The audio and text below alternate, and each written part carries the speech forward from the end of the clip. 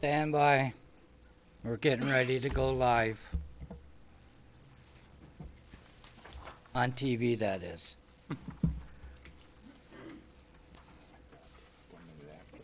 Yeah, okay.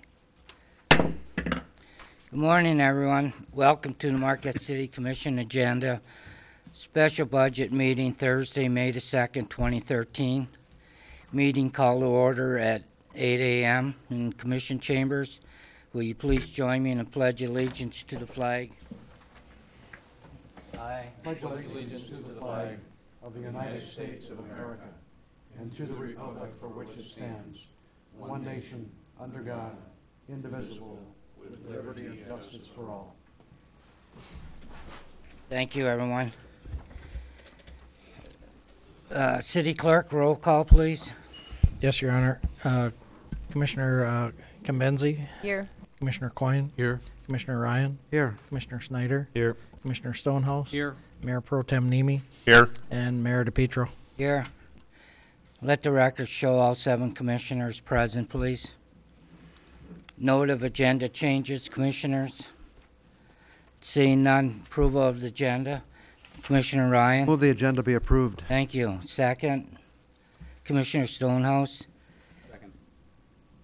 There's a motion by Commissioner Ryan, second by Commissioner Stonehouse to approve the agenda. All in favor, say yes.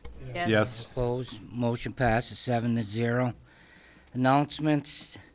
The only announcement I have at this time is that we're going to resume the Wednesday, May the 1st budget session that was postponed due to the hours and other events that occurred. So with that, I believe we'll go to page 105 just to check with the city manager. Your Honor, could I propose we do that after public comment and the consent agenda? We have a member of the public who pulled me aside this morning and mentioned that she'd like to speak. So you want to go right to this morning's? Suggesting if we take care of that first, it would be more convenient for our resident. Commissioners? Sounds good. Okay. You have the floor, city manager. One of the things is Public comment. I'll start off with the public comment. Comments should be limited to 3 minutes per person. Please state your name and physical address when making public comments. You can use that one over there because we borrowed the microphone. Anyone wishing to address the commission at this time? Anyone wishing to address the commission at this time, please state your name and physical address. Hello. My name is Joanne Kanak-Beauchamp. I live at 328 Harrison Street in Marquette, and I've resided there since 1988. Prior to that, I've been in Marquette since 1981 and lived on North 4th Street.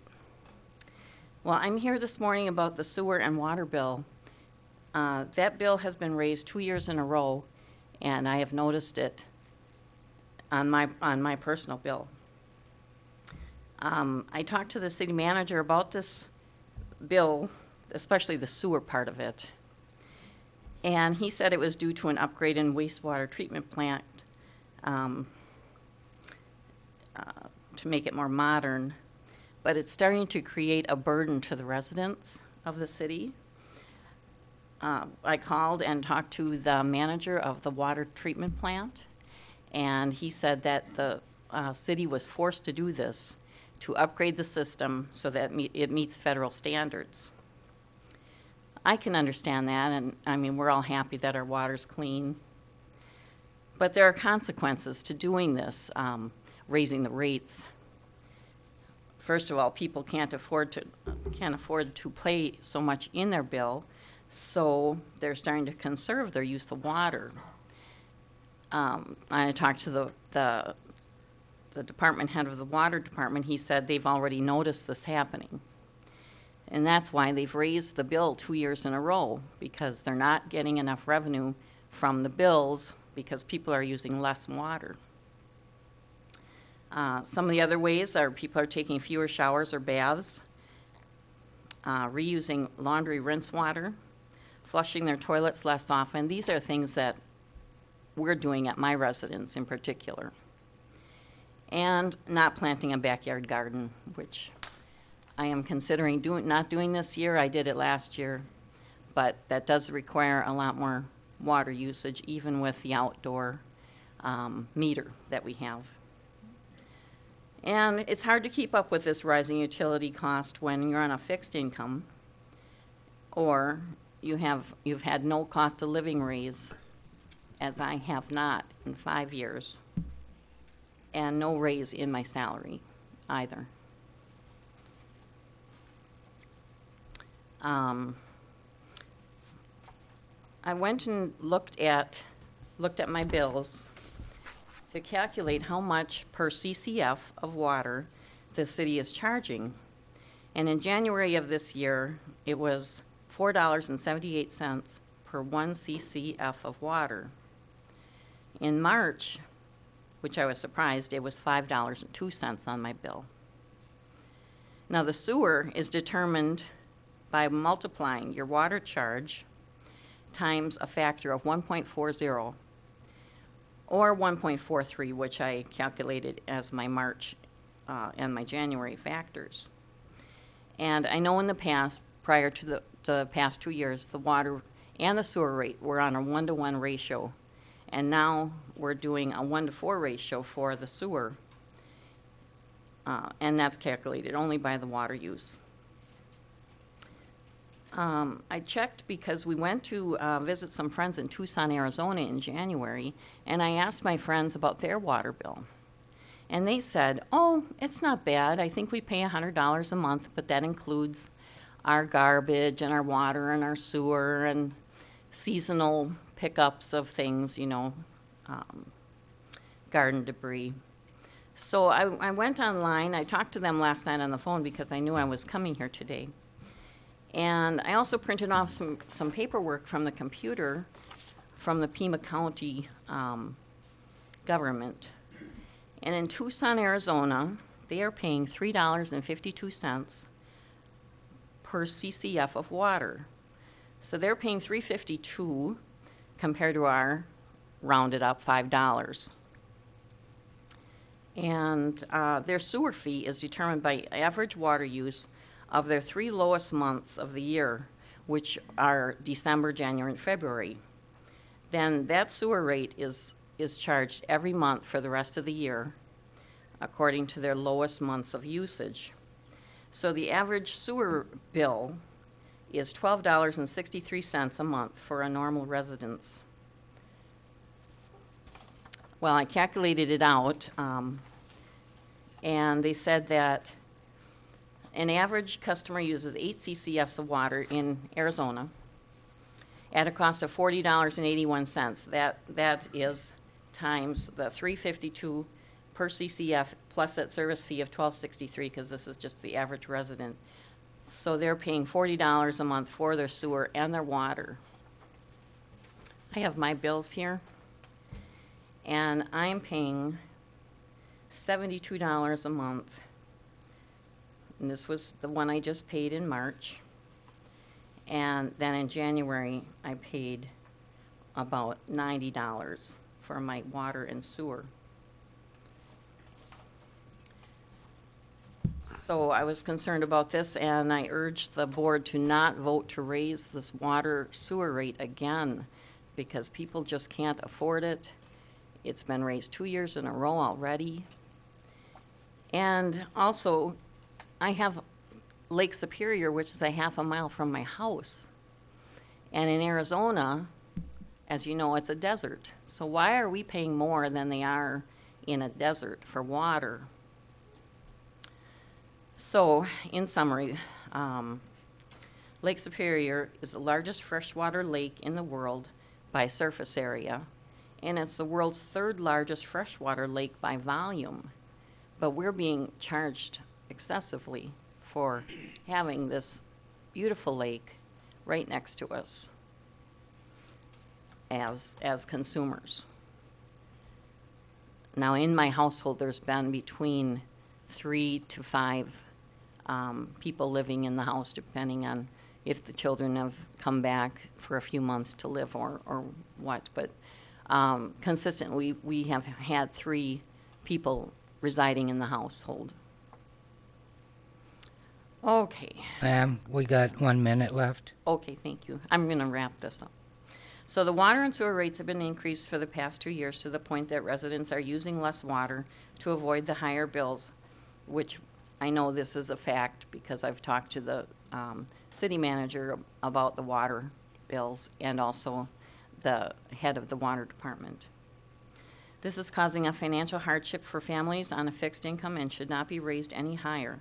The city of Marquette needs to find another source of revenue to help pay for the wastewater treatment plant upgrades. And recently in the city of Marquette, there have been some new constructions and changes in the tax code. We've got Founders Landing, beautiful buildings going up there, and also Marquette General has changed from a nonprofit to a profit. So Marquette will be reaping the benefits of more tax money from that financial institution. So I thank you for your time. If you'd like to see any of my bills, you're welcome to. Thank you, ma'am. Anyone else wishing to address the commission at this time?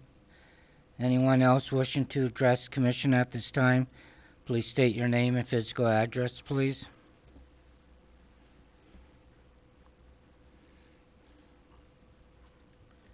Hello, my name is Frank Jeffries, and my address is 1532 West Ridge Street, number 7, here in Marquette. And reason I came here today is I've been talking a little bit with Kurt Goodman here, and just had the opportunity here to mention my plethora of information that I've been digging through over the last 10 years on this fluoride issue. Because I know there's this fluoride, I guess, is a renovation of the piping systems that's going on because of the corrosion, and that needs to be updated, and there's a grant process that's going on. So, but anyways, in the last week, just for fun, we went out on 3rd Street, and we had a petition. We wanted to see if there were some residents that were against having this poison put into the water supply. And every person except for 1 out of 50 signed the thing immediately. So there are some people out there other than myself that are not for having this in the water. They actually want a choice to put a poison in the water. And to prove that it's a poison, I'll just show you the MSDS, which is the material safety data sheet, and you know, I am a biologist. I was a fish biologist for 10 years, and I've been a doctor for 19 years. So this stuff is not being created out of thin air.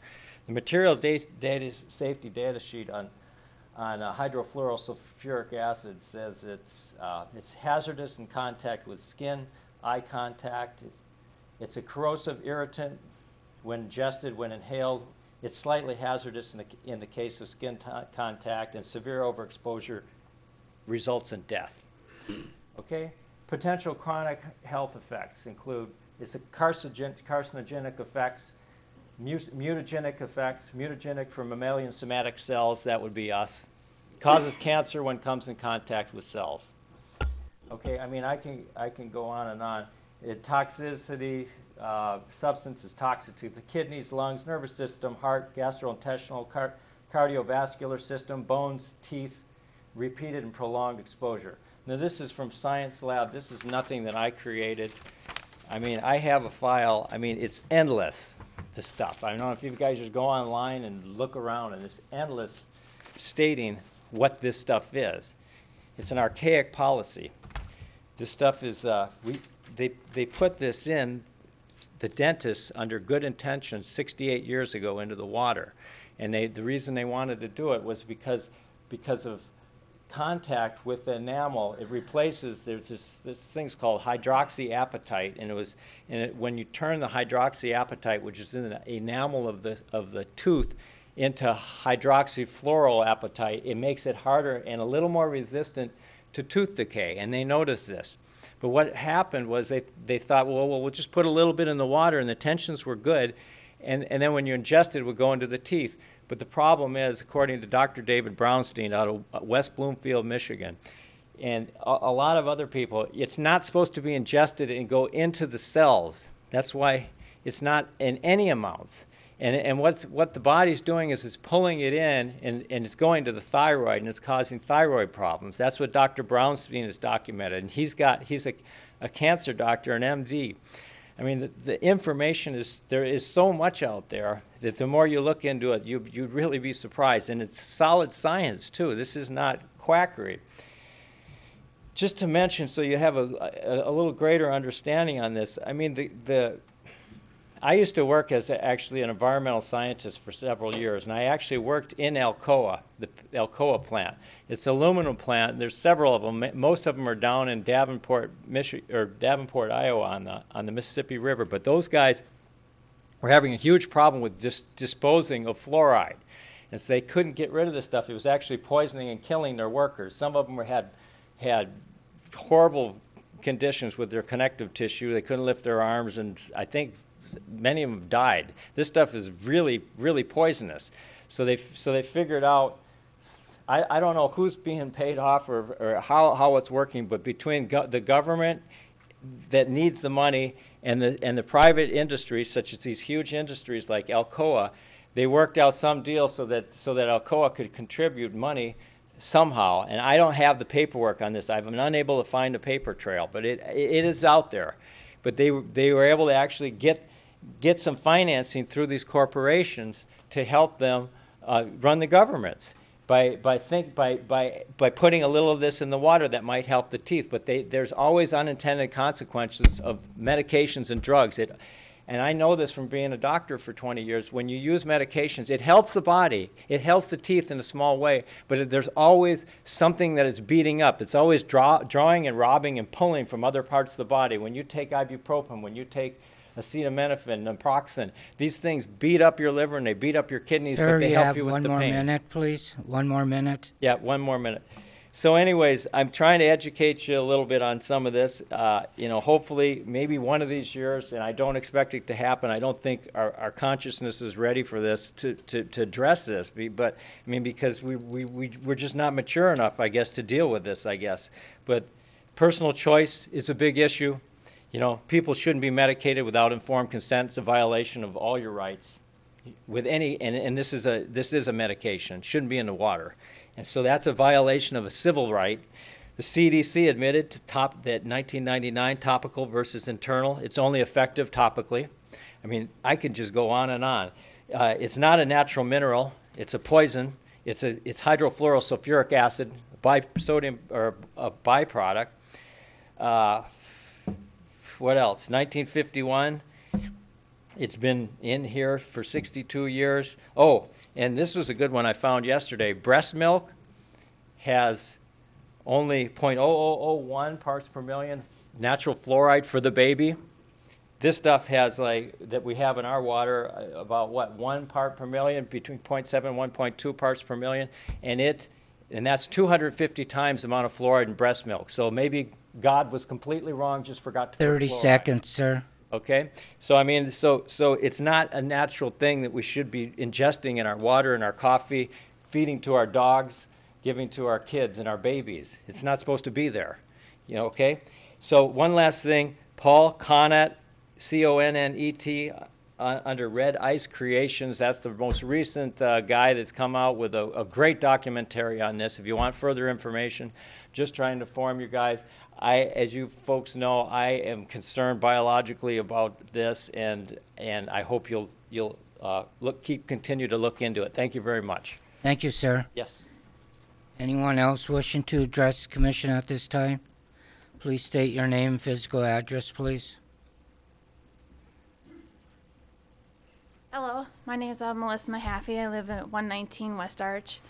I was born and raised here, so is my family. My mom has 15 brothers and sisters. My dad has 8. There's about 52 grandchildren around Marquette.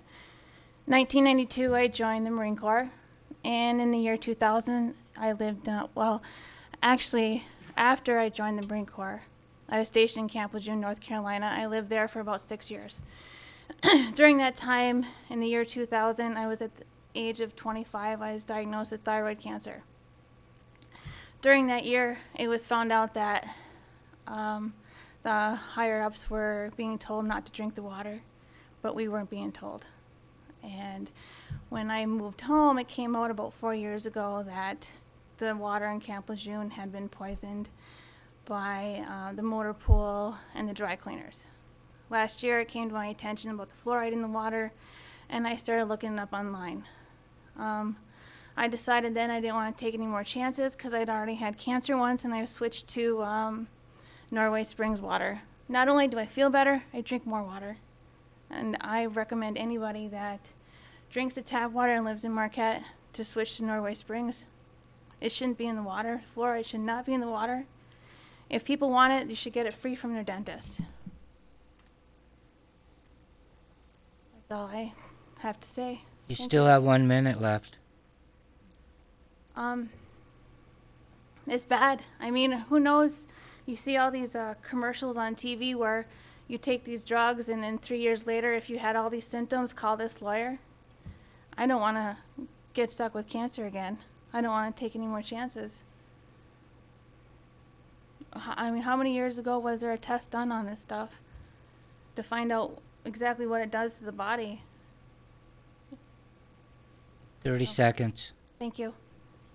Thank you, ma'am.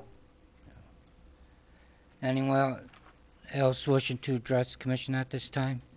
Anyone else wishing to address the commission at this time? Seeing none, I'll close the public comment section. Move to consent agenda. City Clerk, we don't have the minutes. Correct. There are no minutes simply because we didn't complete the meeting. Okay. Commissioners, you agree with what the city clerk said? Okay, thank you, city clerk. With that, we can move to new business. Number 2, market area. Pardon? Sorry, we're not in new business yet. You're actually going to pick up where we left off from the Okay. postponement yesterday. Thank you very much. We'll resume the Wednesday, May the 1st portion of the budget session, and I believe we'll be at Arts and Culture to finish up, and that's on page 105, correct, Carl? I think at this point we were on 107, which was actually the budget 107, detail. okay. Yeah. Did you want to address that? 107? Okay. City Manager? Thank you, Your Honor. At this point, I'd like Director Zuger to continue leading us through his portfolio. Sure. Good morning. I've given, I handed out 2 memos this morning. There was questions yesterday with regards to the arts and culture budget. I had the arts and culture manager provide sort of an overview of services that the division provides, some of the goals for the up and coming year. I guess from that, it does provide the commission with sort of an idea of the activity that takes place within the center, which is extensive. I'd also like to point out that there was questions at the end of the meeting with regards to the Halloween spectacle.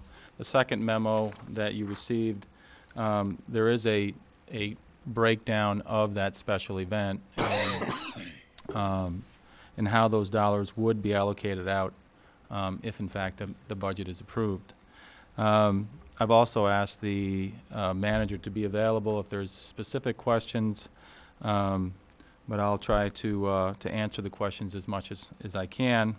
I guess there's 2 pieces that I'd like to talk about before we move on, and if I can back up and talk about the master plan just a little bit. I think our discussions yesterday you know, really identified the point that this is an important document to move forward with arts and culture in our community.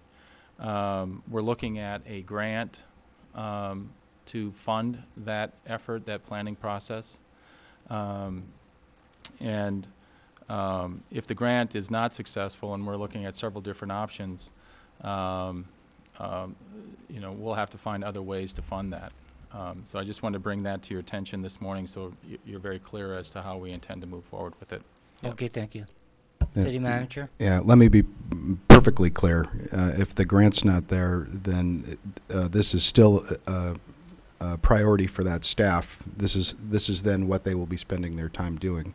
So we're hoping that we get the additional grant funds to supplement that, bring in some professional writers, but we have many, many templates and a lot of experience in generating the requirements here. And in the event the grant's not successful, this responsibility for staff clearly won't go away. It'll just change the way they prioritize their time. Thank you. Carl, you have the floor. Thank you, Your Honor. So I guess I wanted to make you aware of that. The second piece is the Halloween spectacle.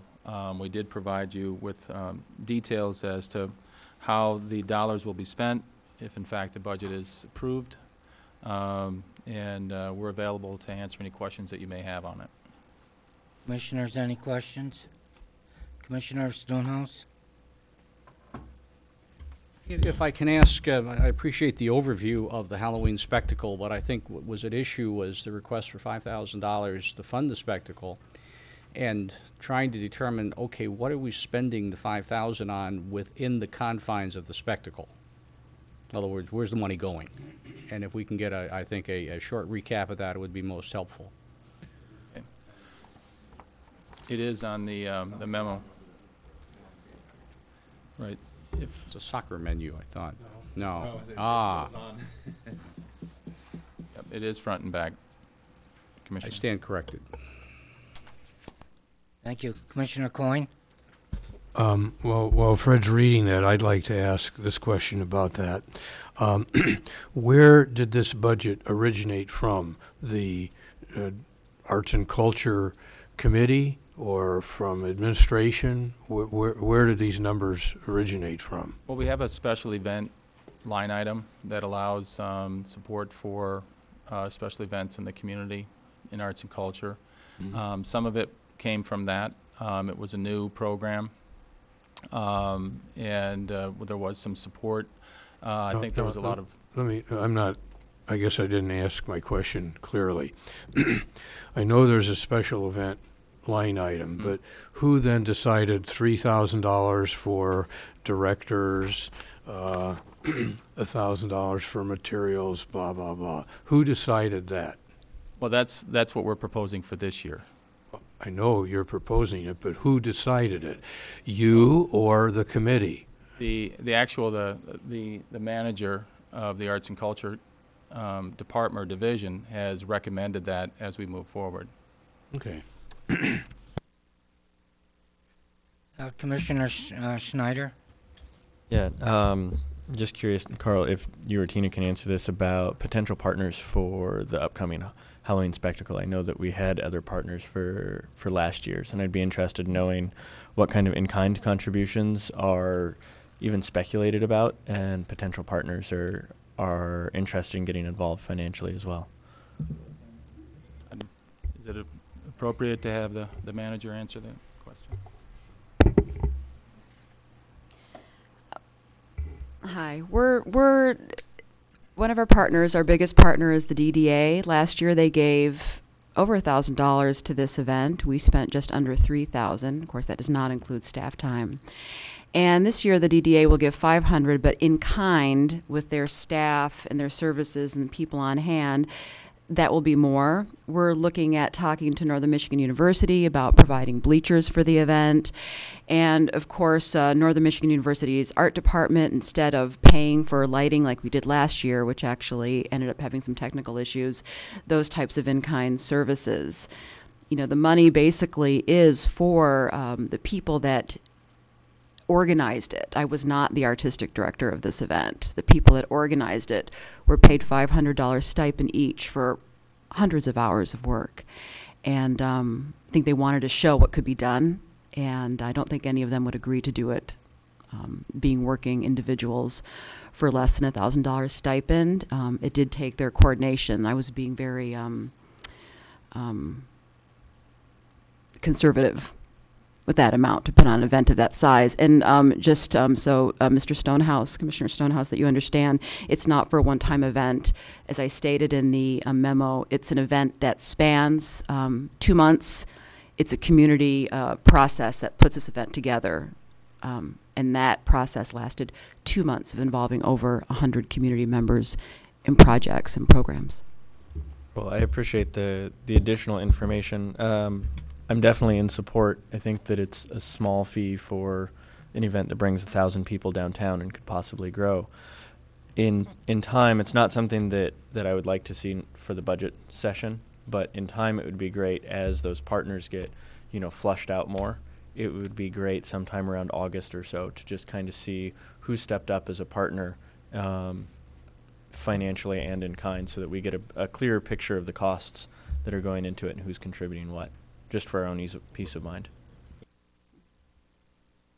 Commissioner Convenzi? Well, I guess I'm in a similar situation dealing with taxpayer money, and I think that's where my rub is with this, because all of the programming I do either happens just with my time, or it involves getting people who want to work on a project together. For instance, Blueberry Dance Festival. And we are charging. It's something that makes money. And at the end, if there's money, people get paid. And that's the contract going in. And I've never not had anyone say no. It's been the same for the Nutcracker that came over too. And what that does is I don't take any school money to do any arts programming or pay artists. But should these volunteers, if we make money, we also pay the rental fee that everyone else pays. We pay the artistic directors, but we also put money in the account so that next year it's funded from the revenue that we made. And what that does is it allows people to use the facility to be part of the schools, but it doesn't, I guess, pull from the taxpayers' money. And I think that, at least to us, that's very important. And I feel like I'm taking that stance as I look at this request. Not that not paying artists are important, but it's trying to find a way to make this successful and ongoing without kind of relying on us to always fund it every year or fund it more. The second thing I want to bring up is I'm not sure if the Kauffman Foundation, if that grant request is for the actual strategic planning. Is that what that's for? It was my intent to ask the Kauffman Foundation to fund the Halloween Spectacle, given its, outreach to children. Okay. Is there any grant money for the strategic plan, or where did that $15,000 come from? We're identifying grants right now. We're looking, what's the acronym for Michigan Economic? MEDC, and other grants that are out there specifically for arts planning grants and to help arts organizations develop master plans. Okay. I know it's unfortunate. The Michigan Council for Arts and Cultural Affairs, their grants are once a year in the fall. Mm-hmm. They don't distribute the money until February. So, it's quite a process to wait for a grant like that. And I know that the planning grants are only up to $3,000. So, they're limited. It's hard to find money for this kind of stuff. Can I get a comparison on what we paid for the economic development planning process? The current economic study that we had in place was roughly $25,000. So that could be what this is based off of if we want to do a... Yeah, I think this one is going to be, we're looking really at 2 or 3 different things. The the earlier study, 22 years ago, set out kind of a process, a very inclusive process to get all of the views from the community.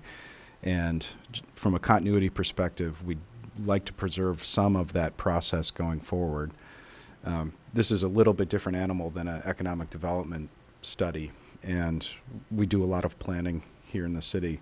So we have good templates for how to conduct town hall meetings, how to gather requirements, how to put together surveys, and how to collect all of those things together. And in particular, in the Community Services Department, we've already completed the Park and Rec Master Plan supplement. So there will be more that staff will be able to do as part of this. And so the supplemental money that we're looking for, whether it's from MEDC or private foundations or maybe National Endowment of the Arts, those kind of sources are really for the very specific function of arts organization planning. And if we could get something like that, that's really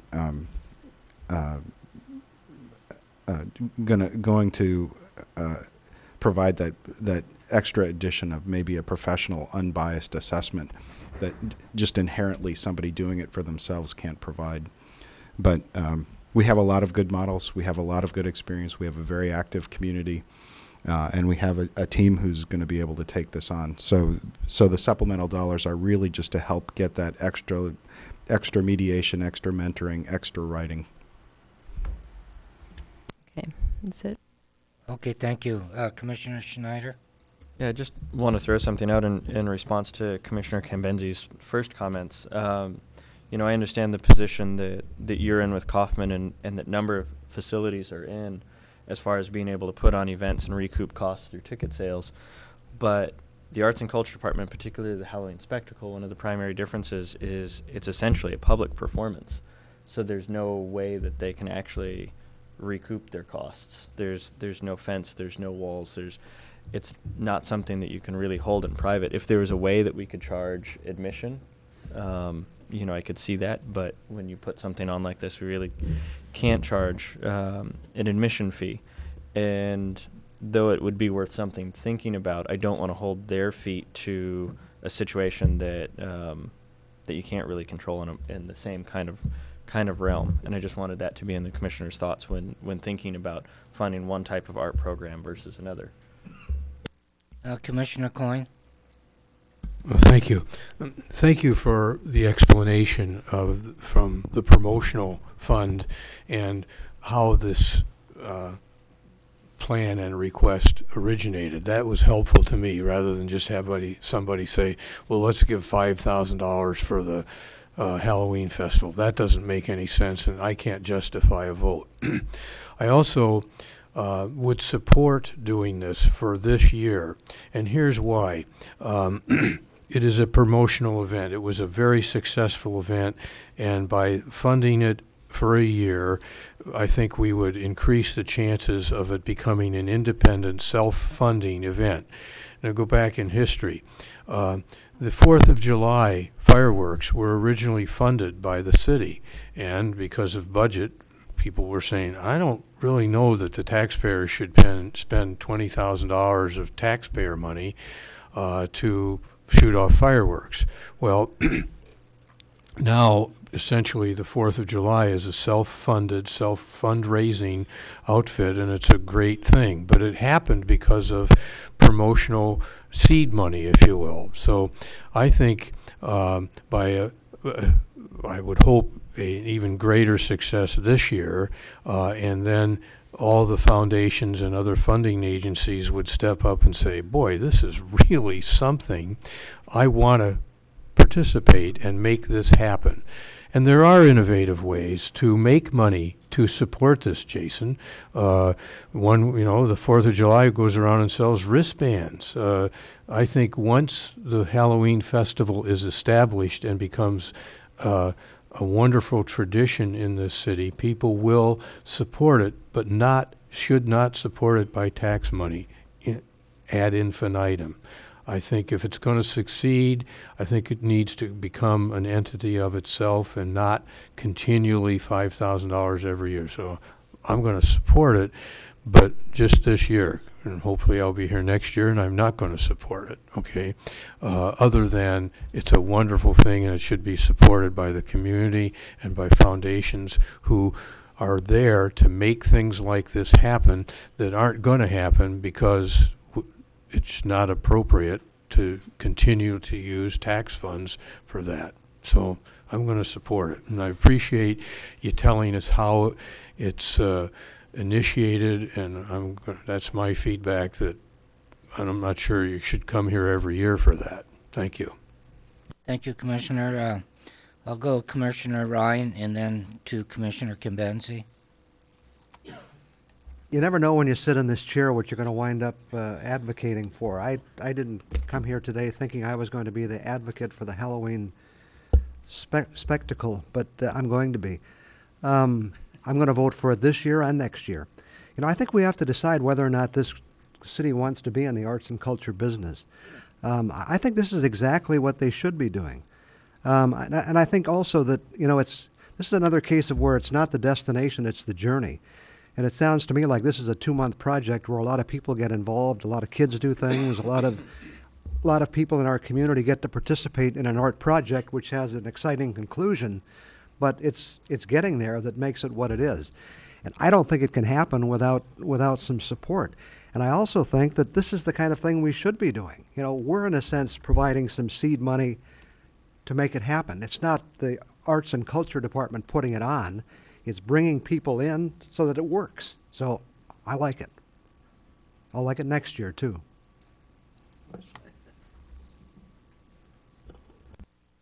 Thank you, Commissioner. Commissioner Kimbenzi? If I could ask a question of Tina. Are there any roadblocks that you feel you have? I mean, I know right now we're trying to deal with fundraising and how we can have these wonderful projects but not have it on the back of the taxpayers. So I guess, you know, Commissioner Coyne said, well, you could probably sell things or, you know, do that. I mean, I guess maybe it's a question for Bill. I mean, is this something that we can do? Can we do things like that in your eyes? Absolutely. Excuse me. Thank you, Commissioner. Excuse me. Thank you for pointing that out. I think the commission is of hostile agreement in a lot of these issues. There's a promotional element to this. There's certainly the community journey that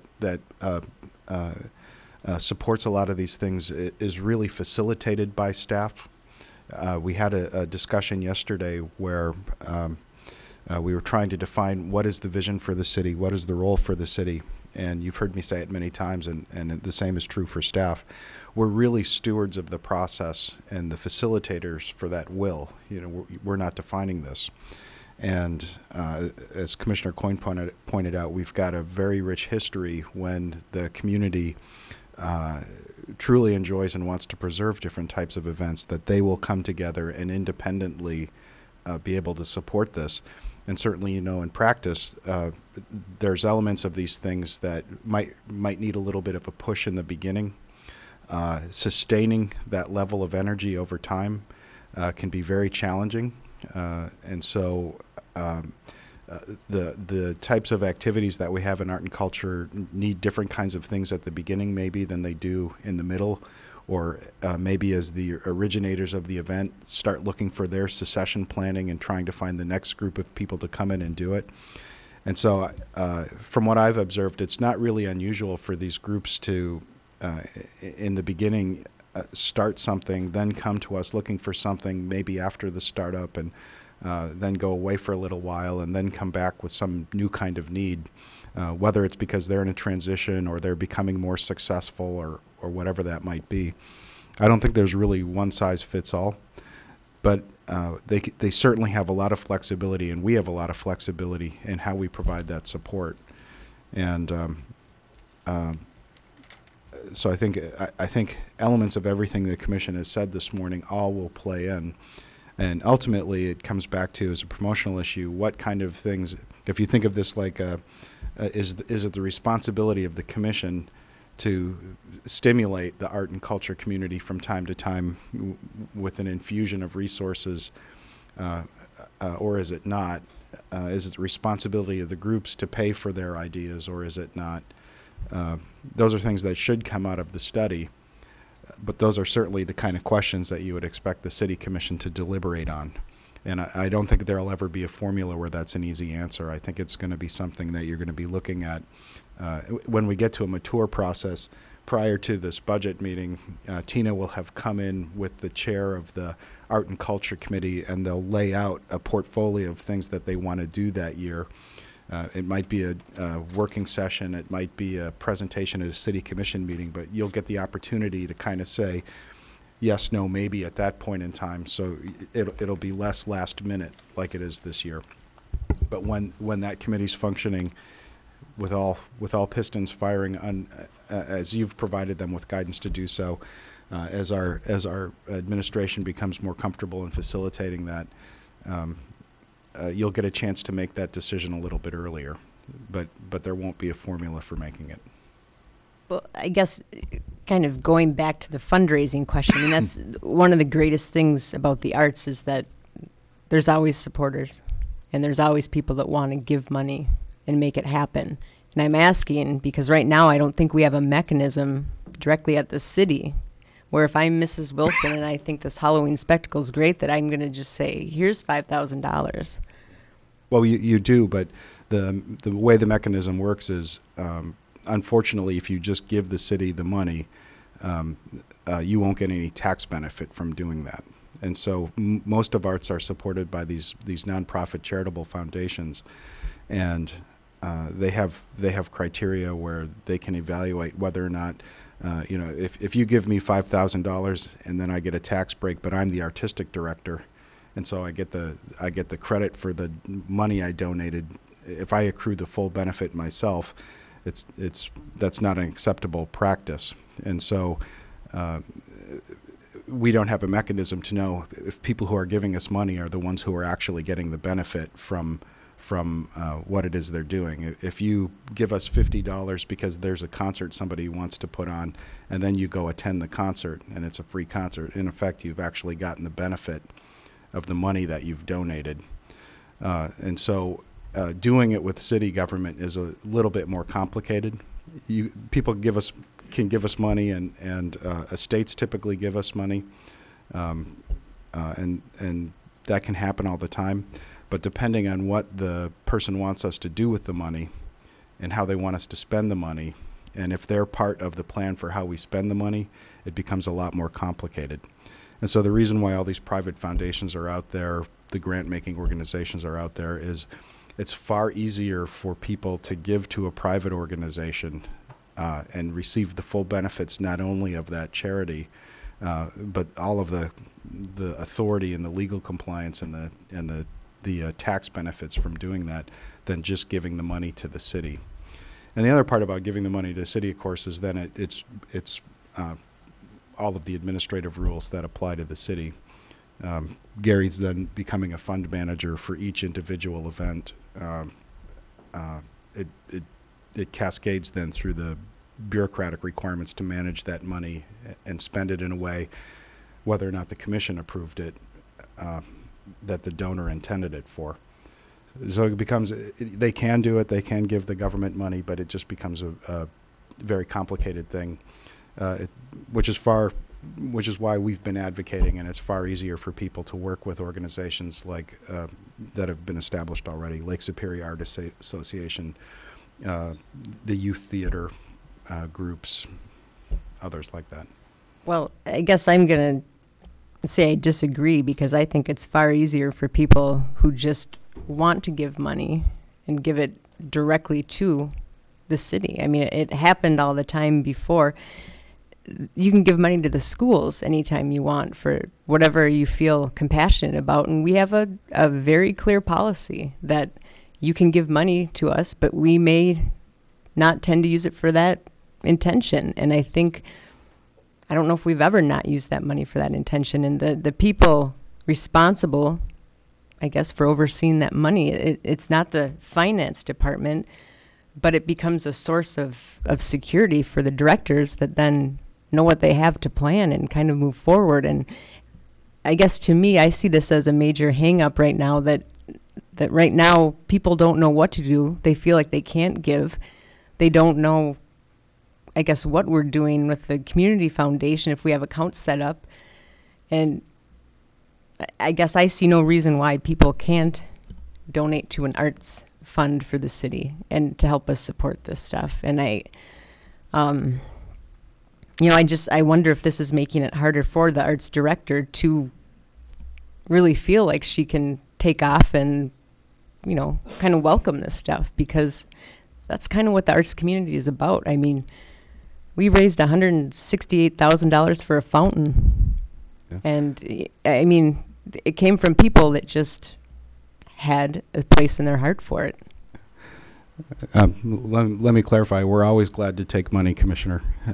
Taking the money isn't the challenge that I'm speaking to, but we're going to have to agree to disagree on the challenges of managing donated money from the public. And we've had other commission work sessions on this. We've explained it. The attorneys explained it.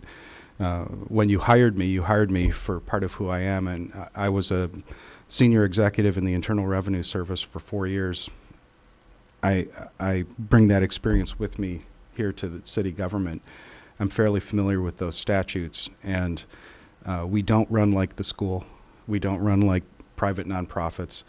The transparency of how we manage money here within the city is pretty straightforward. That's what we're going through here. And the ability for the city to take money isn't in question. We take it, and we're glad to. It doesn't happen all the time, but that is not what is. If anything, it would be having an impact on the city's program. We know how to manage that. What's really at issue here, I think, is philosophically, who are we going to have a central city-run arts organization where we're taking all the money and making all the spending decisions and directing how art in Marquette happens, or are we going to go through a community process and lean on other partners in the community to take on some of those functions? And as I shared with you yesterday, I won't be the one that defines that. If it comes back and we present the planning to the commission, and the commission decides that they want to get in that business, from those other work sessions, we laid out the steps that you'd have to go through to establish the resources necessary to manage that in a legal way. We would come back and share that. If the will of the commission isn't that we want to get into that business and we want to have somebody else in the community do that, we'll work with them to put the agreements in place to do that. But that'll be the commission's call. But it's something I can't give you an answer on today. But it's not impeding the operation of the city at this point. And thank you for addressing that. We did go through this issue before, and this is why, like you said, we're restricted to what we can do. So hopefully that we'll get educated on this further down the road. Commissioner Kambenzi, you still got the floor. Yeah, I take offense to that comment, actually. I feel like I am educated on it, and we were just told we could do this. And I think what we're doing, in a way, and this is my opinion, is we're making it very hard for Tina to be successful and creative without fully being able to utilize all the people that would like to help her fund it privately. And there are mechanisms to channel that money. And it just seems not to be an option. That's what I'm saying. Anything further? Commissioner Kambenzi? Okay, thank you. Commissioner Snyder? I had some other comments that I wanted to make, but I definitely want to follow up on Commissioner Kambenzi's concerns. I have many similar concerns. The fundraising and funding is not something that I have familiarity with.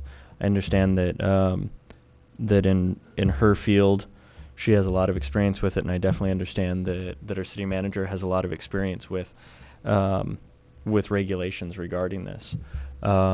Unfortunately, I know that our staff is extremely strapped as far as time is concerned to be able to dedicate to finding the right system.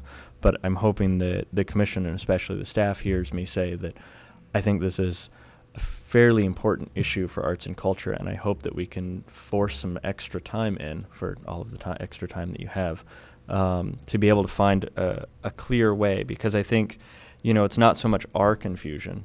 It's the citizens in the community that want to give money to projects, confusion on how they can do it.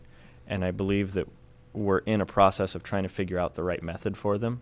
But in the meantime, we're losing interest and we're losing funding. So I'm just hoping that the commission and staff hears my concern about that. But we're still, I think, kind of sort of on the Halloween spectacle. And I heard a few comments about commissioners not being comfortable with it being on the taxpayers' back to be able to do this. And I actually think that it is important to be able to set aside a small amount of funding, because we are talking about a small amount of funding, on the taxpayers' back for arts and culture, particularly with experimental projects, to echo on what Commissioner Coyne had brought up, in that, it's okay to do this for a few years, get some establishment, and then move it on.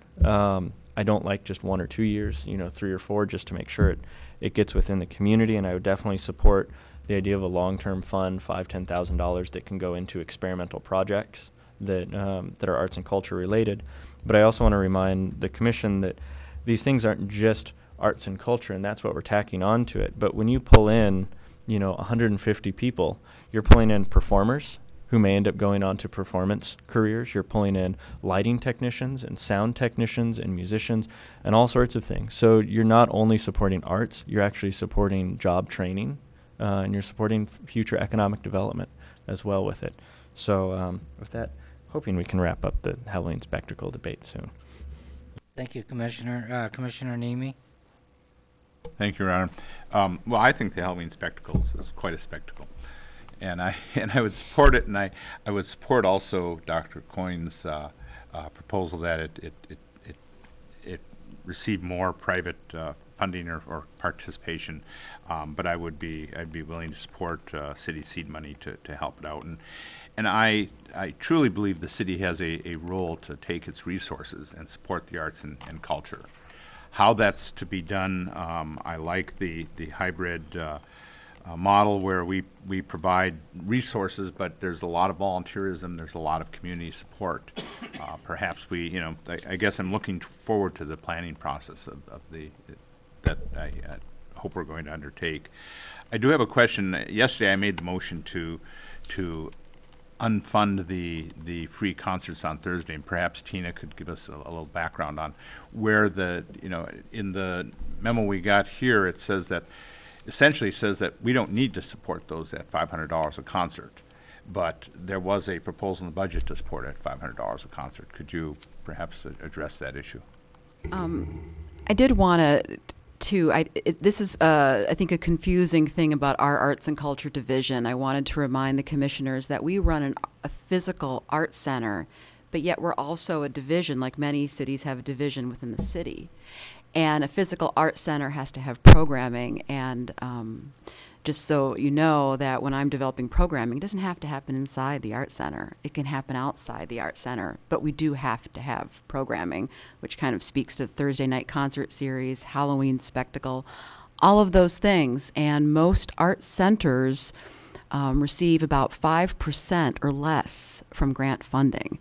The rest are all private donors. City art centers are city funded and grants, just like we're doing. So it's perfectly kind of normal situation.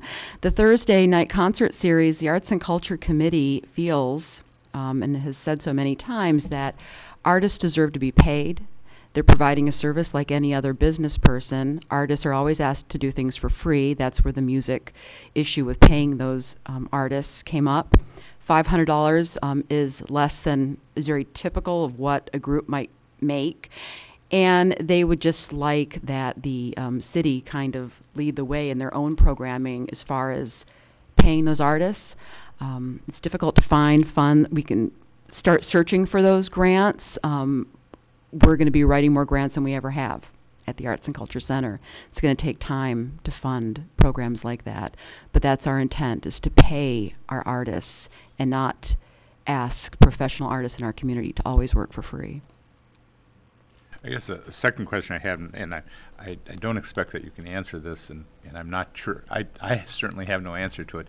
But is there a scale, a guild scale, or some way to determine whether you pay the organizers, the directors of the Halloween spectacle $500 a month, and for what, do they do 10 hours, do they do 40 hours, do they do 80 hours, or does one of them maybe do 3 hours, and how, is there a better system that we could use to allocate, what pay a person gets?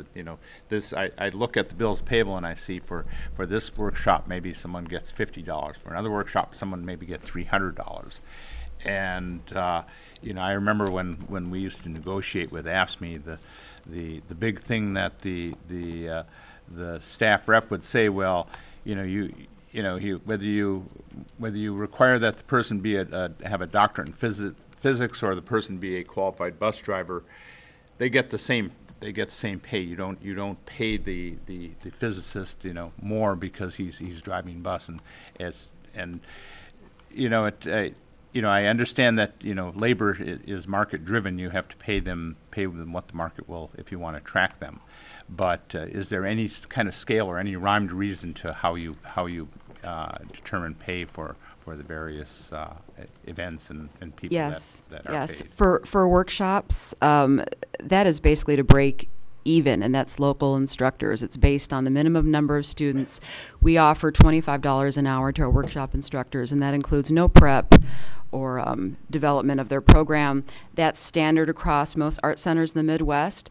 But then you have nationally known artists who are not going to come in for $25 an hour, and they kind of state their own rate. This is what my fee is, and if they can consistently show us this is what they get.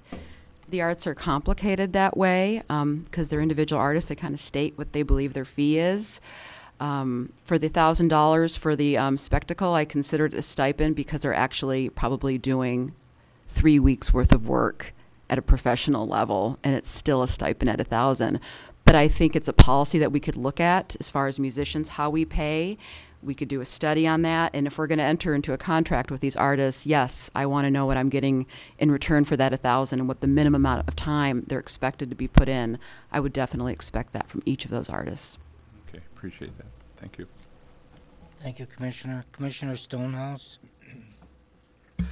An observation about artists being paid, and I'm sure all of my artist friends will beat me about the head and shoulders on this, but I do a fair amount of traveling for programming throughout the Midwest. In fact, some of the country too, as far east as Nantucket, as far west as California. And for that, people write me pretty good checks, and I do appreciate that. But I do not recall ever receiving a nickel for anything I've done in Marquette.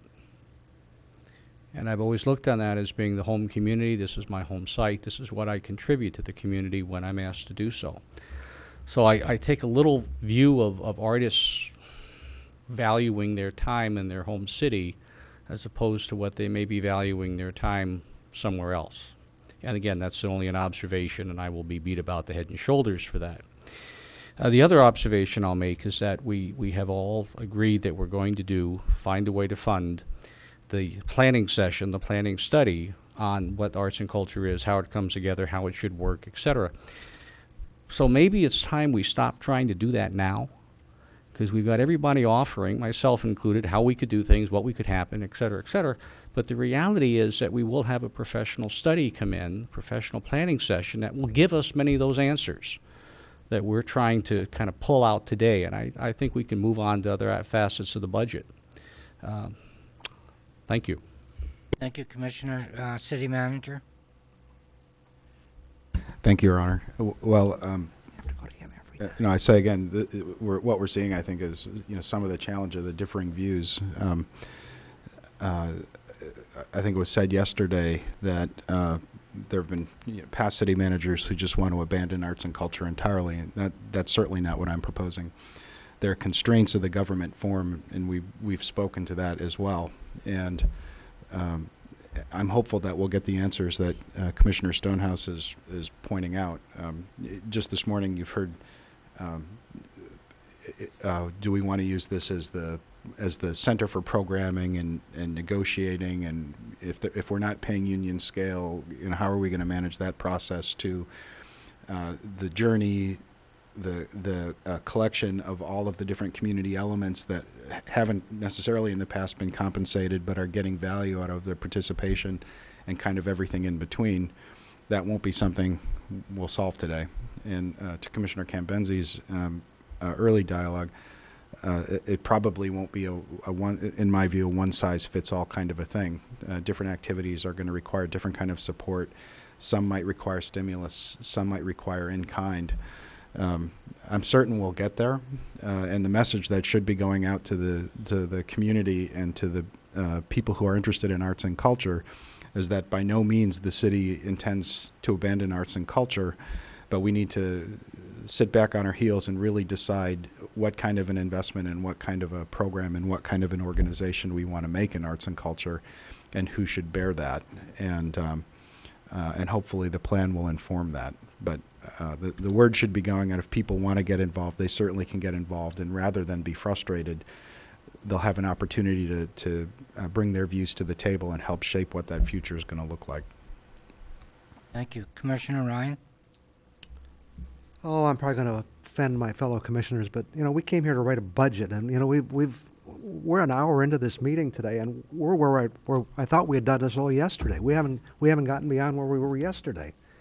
I think some of these subjects deserve this discussion, but probably at a work session or somewhere else along the line. But we'll be here till we won't get this budget done by next year at the pace we're going. So I'd suggest we move along. Okay, thank you, Commissioner. Carl, you have the floor. Well, we'll move this along. The next page is the senior services budget, 169.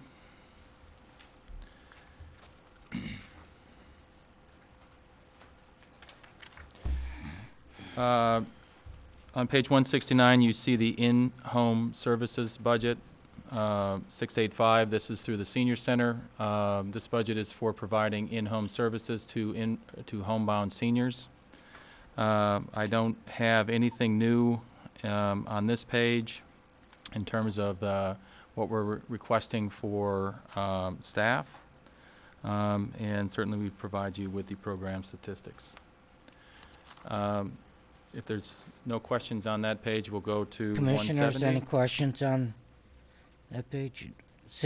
Okay, Commissioner Nemi?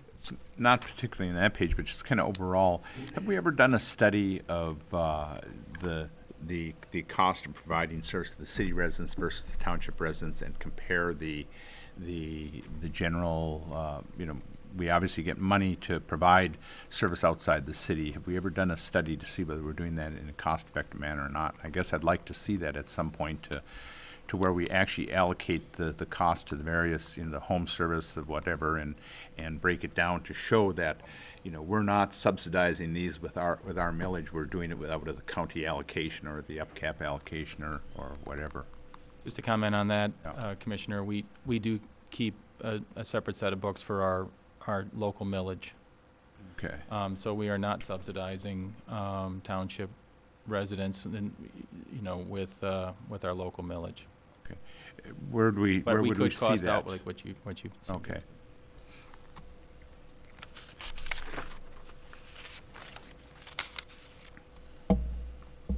If there's no other questions, I'll go to 170. This is our county allocation, but we also have our local millage in this fund, 687. We do have one new position that is in here, and that is personal care.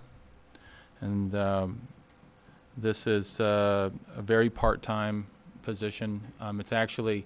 It's really not a new position. It's actually just a new dedication, and that we use our homemakers for this.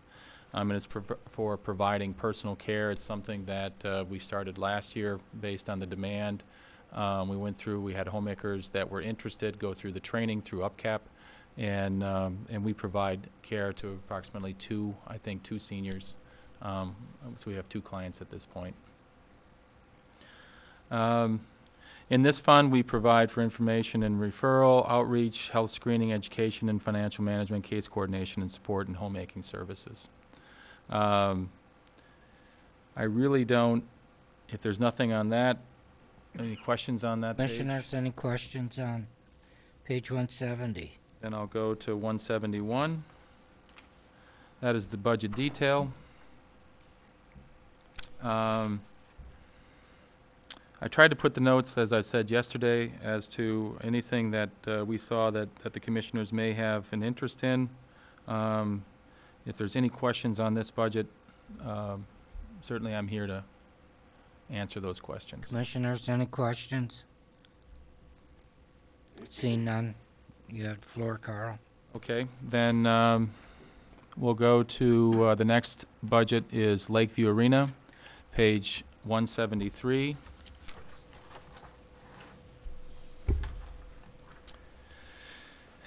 This is our 598 account. One question. Yep. Hey, why are we charging any point-of-service software to the senior center? Because we will be using it for reservations, so for future programming. Okay.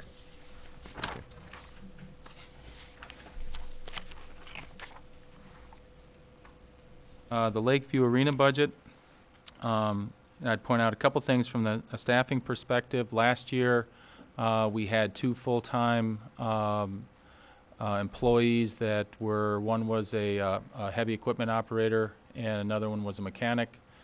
We moved those over to DPW Parks Division, or DPW, and what we use now is when there's a need for those individuals, we bring them over on a case-by-case basis, trying to become more effective and efficient with how those costs are allocated out to this account. The Parks and Rec Coordinator is the one that oversees the operations and does all the scheduling. DPW, they provide all of the facility management. Any questions on the fact sheet 173? Commissioners, any questions for Carl? Commissioner Stonehouse? Yeah, just a personal edification. I'm looking under dry floor events, and we have weddings at 0 days and 0 days, but we have $1,400 in revenue. Thought we were... Yeah, different years. You're looking at 2011 and 2012. Right. I'm just curious how we had 0 days and revenue. Under the weddings and dry floor? Mm-hmm. No, that was 2011. Yeah, you're right. Sounds good, thank you. Carl, you have the floor. It was an easy answer. Okay. The next page is 174. That's our fee schedule. We've got a couple of changes that I want to bring to your attention. We clarified that under the public skating, Monday night adult or senior adult skate, there's no charge to residents age 50 and plus. That's one that we're working with the senior center. So our senior center actually sponsors that. And so the seniors that are 50 plus can skate for free. The other thing is under the drop-in hockey, the season pass, we'd like to increase that by $5. Under the Russell Arena for dry floor events, day use, less than 4 hours, we're suggesting $30 an hour, and for tournament, $6.75 for a half a day. The Olson Arena, dry floor event, day use, less than 4 hours, $30 an hour. Tournament would be $4.25. And then if you go down further under office rental, we'd like to increase that to $10 per square foot. And then under storage space, we're suggesting $5 per square foot. And then off-site rentals, we are looking to strike that because we do not do that. And so it didn't make sense to have that in the budget. We also provided the commission with break-even fees, and those are on the far right-hand column of the fee structure. And then we supported that. You can see the notes underneath the fee structure. If there's any questions on the fees. Commissioner Schneider? Shouldn't be too much of a surprise that I have some questions. I appreciate you going over everything. I guess I'm curious how tournament fits the rest of the general public who may want to use our space for half-day rates. You know, the issue that came up with Dead River Derby, I think, is only indicative of other community groups who may want to use that space once they've realized it's available for dry floor use in the summer, you know, by the hour or, you know, by the half day or by the full day. And so I guess I'm curious what's meant by tournament. Or Tournament could be, I mean, it could be event. So it's just half day. Okay. And then there seems to be an odd discrepancy between the hourly rate that we're charging and the half-day rate. Yep. For the Russell, the half-day rate comes out to about $170 an hour, and for the Olson, it comes out to about $106 an hour. Yep. Which begets, why wouldn't somebody just rent it by the hour for the whole day? It seems to be such a big discrepancy that it doesn't really make any sense.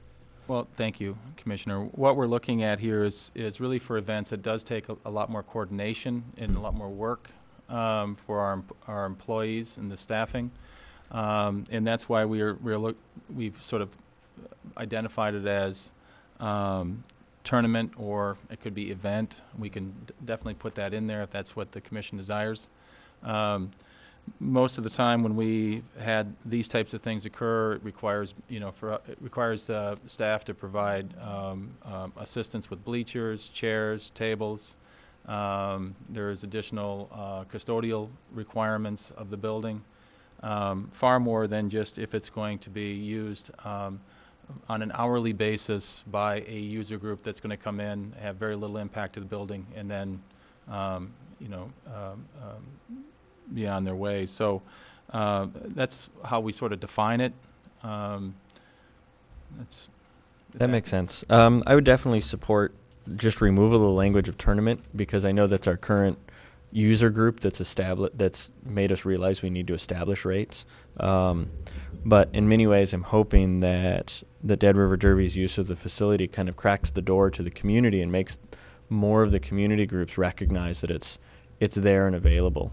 I do think that it's also exposed an issue where when we do things like the rec show and the circus and things that are revenue positive for the organizers in a really good way, they're able to pay a much higher fee than maybe some nonprofit groups. Dead River Derby, I definitely think will be able to pay regular rates in the next coming years. But as far as other user groups that may be interested, I'm kind of curious what we can do for them. I guess they can come to us, much like the Derby did, if they can't necessarily afford it. I think it's good that we're finally dealing with a rate structure for it, because I hope the space gets utilized more. Thank you. Thank you. Commissioner Combenzi?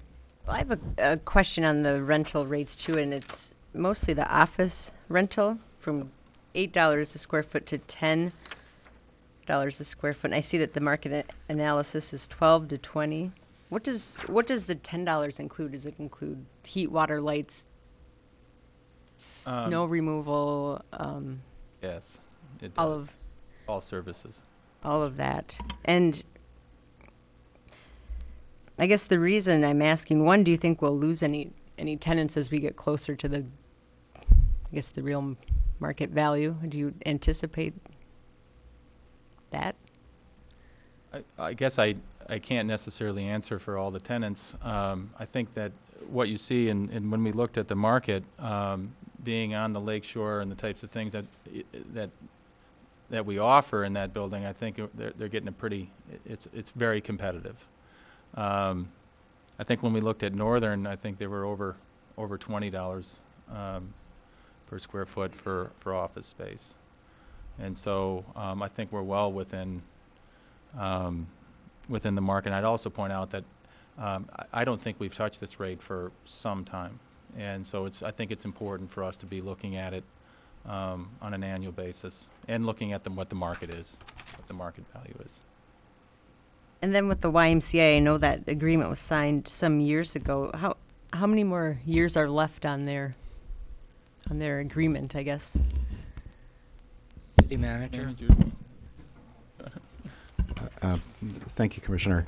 I don't, before I get to that question, I'd offer the commission was interested in the topic of leases and rentals. And you've seen kind of a short list, and they're all over the map.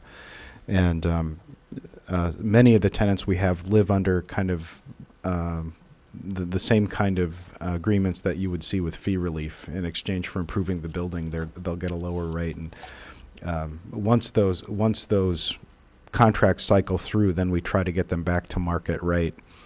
And there's at least one tenant there who's cycled through that process. And so whether they stay or whether they choose to go, it'll be based on the market competition versus further improvements to the building or some other kind of cost break for that. The YMCA, we know, and it's been reported in the press, is looking at expanding. And I expect as a term and condition of the financing that they got, they'll be looking for a multi-decade agreement for their lease. Because it'll be a condition of their having accepted the money to do that. So that for most practical purposes, when they come before the commission, and we're trying to get that to happen the first meeting in May, that would more or less reset the clock at that point in time, and it would be for the term of their loan or their bond period that they'd be looking for a lease. So I believe they've been working under, correct me if I'm wrong, Carl, a 30-year lease or something thereabout. I think they'll be looking for a 30 or 45-year lease, depending on the type of financing that they've got. So it'll be an opportunity to have a considerable discussion with the YMCA about what the city's expectations would be for something like that. Wow, I know that was a main concern for a lot of us on the Charter Commission, was just entering into agreements like that. Because certainly I can look at every organization on there. They all do wonderful things. And I realize that there is some land involved for the building of the structure on this, but do we provide plowing free of charge for the YMCA and all that? I mean, what they're paying includes plowing, water main breaks, yes. anything that we have to do for them? Yes, all those things. So if they come to us wanting a new lease agreement, does that wipe the old one out? Is that what, I mean, to start over basically is? Yeah, this will essentially reset the clock on the existing agreement. Thank you. Thank you. Commissioner Ryan? Just to follow up, it'll at least give us negotiating leverage, I assume. Yes, sir. That would be my hope. The only question I had is look, I know we can always justify these rates on, what the facility is worth. But when I look at wedding, for example, at $750, and then nobody uses it. I mean, I can understand why.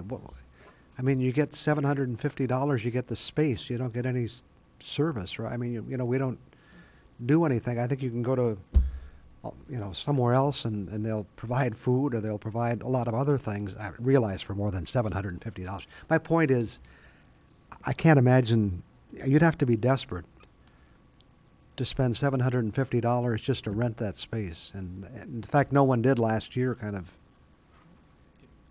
Can I answer? Yes. We do provide quite a bit of services. We have pipe and drape that's put up. We provide the tables, the chairs, all of that set up through the Parks and Rec division. We do all the cleanup, and that's all part of that's included with the cost. We work with any of the coordinators that they may have to make sure that it's set up properly. And I think we're very competitive when you look at a space that where it requires a lot of chairs, where there's going to be a large attendance. It's been popular for those types of weddings. Smaller weddings, it doesn't make much sense. Well, in 2012, nobody used it according to the stats you provided. So, and again, I'm not being critical. I'm just saying, do we consider marketing? We've got this big facility, and I think we'd all like to see it used more. and certainly not at a loss, but We do have a wedding packet, just because of the amount of questions that we get from, the community on what facilities are available for weddings, and we do hand that packet out that identifies or sort of details all of the services that the city provides, at Lakeview Arena, if that in fact, where they want to have a reception. do many people take out those packets? Yeah, they do. Actually. The fact that they don't come back probably says, $750 is probably not. I mean, there's certainly other private venues across the, the community that are also very attractive, and so we just try to provide information, and if they're available. These are just assumptions on my part, so. Yeah. City manager. Thank you, Your Honor. And I think our experience has been not to make too many assumptions with brides and how they choose their venues. There's certainly a lot of interest, and you see a lot of it in the summertime at the gazebo out at Presque Isle or at the pavilion or at the bandshell or different areas. And so I know from speaking to colleagues at the Convention and Visitors Bureau, Marquette has got those groups have a very clear focus on making Marquette a wedding destination for different areas, and they're being very successful. But this is one I think it reflects more the venue. There haven't been very many brides who want to have their wedding or something in the dry ice floor in the Olson or the Russell. But beyond that, though, it's also important to remember that essentially when we make that decision to be in the wedding business, we're competing with all the other private venues. But we're doing so with a government bureaucracy and unionized labor, and we're just not postured well to compete on that basis. So. Thank you. Commissioner Coyne? I'd like to follow up on the comment, other attractive venues. I have I cringe when I hear that, because I'm not sure Lakeview Arena I would qualify as an attractive venue for either weddings or particularly renting the space. And this is a budget hearing, and I just like to share with you a thought. We have 2 tenants renting now at $8 a foot. And if you've ever been to the Community Foundation or the United Way offices, they are not very attractive, and they're getting real estate really cheap. And the reality is they're there because it's cheap. And you can't, I know they've both looked at going elsewhere, and they can't find anything for $8 a square foot. But if the economy kind of continues, and people keep building, they are going to find places that are cheaper. And I think it behooves us to have some plan, in fact. If you ever go to either of those 2 agencies and have to go to the bathroom, that's an adventure. Beautiful aluminum mirror, horrible, it's an arena, and they don't have a private bathroom. And the people who go to the Community Foundation, if they have to go to the restroom, that's a really nice impression to say, well, it's down the hall and over there, and it's, kind of ugly. I think if you are in the business of renting, I think it is not unreasonable to think about improving the facilities a little bit so it's more attractive, and I think you'd be more likely to retain tenants, especially as you creep up and catch up with the real world of real estate. You're going to have to do something. It's just not very attractive, and it could be with a little innovative thinking, and particularly you don't have to do every restroom in the Lakeview Arena, but you could have a restroom that's pleasant, and you could have the entrance that's more pleasant than just white concrete walls and a picture of the Carlson brothers.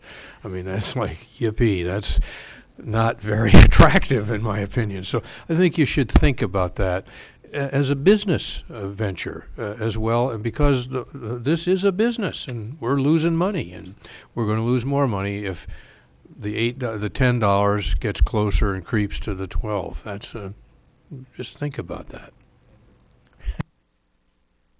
Thank you, Commissioner. Commissioner Schneider? I'm just going to piggyback on that a little bit about the attractiveness of the arena, since we're discussing the budget. I know this is budget specific, but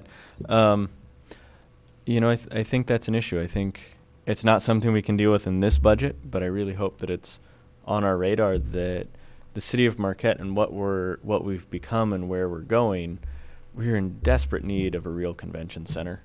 You know, whether that's abandon Lakeview and build a new one, whether that's totally revamp Lakeview, I don't really care what it is, but you know, the attractiveness of essentially the largest space that we have in the community that we could use for so many things is really, really badly needed with the different conventions that we've got coming in this summer and the ones that are talked about for the following summer and on down the road.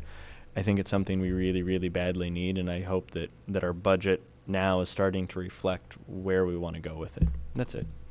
Thank you, Commissioner. Any other commissioner? Carl, you have the floor. Well, I'd like to draw your attention to 175. Is there any questions on the actual detail of the budget? We did try to provide, once again, notes. I guess I would draw your attention that we are down in wages this fiscal year, and from the prior fiscal year, and that reflects moving our 2 full-timers over to the DPW. Other than that, it's a pretty straightforward budget. Commissioner Ryan? I just think it's worth mentioning that the general fund is subsidizing about $345,000. Is that correct? So, right. It doesn't require a long explanation. Just oh, my apologies. I was nodding my head, but that is correct. Yes. Right. So means it's a losing proposition. Yes, sir. Kind of the history, and this really started before my tenure, so I'm just going by what I've heard over the years. But the only time it was ever even break even or even a little bit profitable was when Northern Michigan used to have their hockey games there, and there were also some major concert events going on. And since the university pulled out, that put a big hole in the operations, and now, as far as I know, there aren't that many major concert events going on. So those are 2 big holes that have yet to be filled. So that's why the general fund will continue to have to largely subsidize this operation. So, and I don't raise it as a point of criticism with anybody. It's just a fact I think that people should be aware of, that we do have to subsidize the operation of Lakeview Arena, but it provides a lot of benefit for a lot of kids and a lot of other things too. So, thank you, Commissioner Schneider. I appreciate Commissioner Ryan bringing that up. I think it's interesting that we spend 45 minutes debating $5,000 on art, but then we all just kind of like, $300,000 on the Lakeview Arena. That's okay. We can just let that get sucked up. Absolutely. You know, I did not grow up with hockey, so it's one of those things that I have a hard time subsidizing. I have a very hard time subsidizing, especially to that tune. I'm not knocking hockey. I'm not knocking the sports and the things that we're choosing to subsidize. That's part of the democratic process.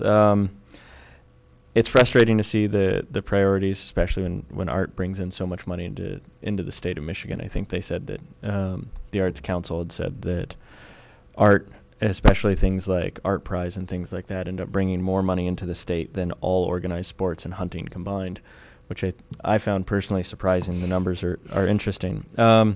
But as far as Lakeview Arena is concerned, I guess I'm kind of curious where the breakdown of that our subsidized, our taxpayer money is going, on why we're losing that. It's not so much a criticism. I understand the market forces that are involved, and I'm okay with subsidizing that to a degree, but I'm kind of curious where those losses are. Is it in the electricity and the HVAC? Is it in the ice? Is it, where is it? Thank you, Commissioner. I can start that discussion. If you look at the break-even fees, so when you're looking at your fees, you can see that there's a great amount of expense in providing an ice surface. We're currently at $165 an hour. Break-even is $320 an hour, $320 an hour. And essentially, you've got, you know, two large barns that are not insulated. It does take a lot of power. You know, we've got our old compressors, and we continue to work with them. You know, and I think, you know, there's certainly ways that we could become more efficient, but there's an investment with that to become more efficient. We have, you know, improved the lighting. That has become, you know, that was a good investment. I think we had a 5-year ROI on that last year when we made that investment. But really, it's you know, it's creating the ice surface.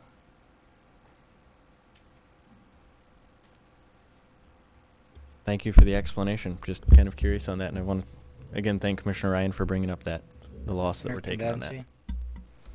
Followed by Commissioner Ryan.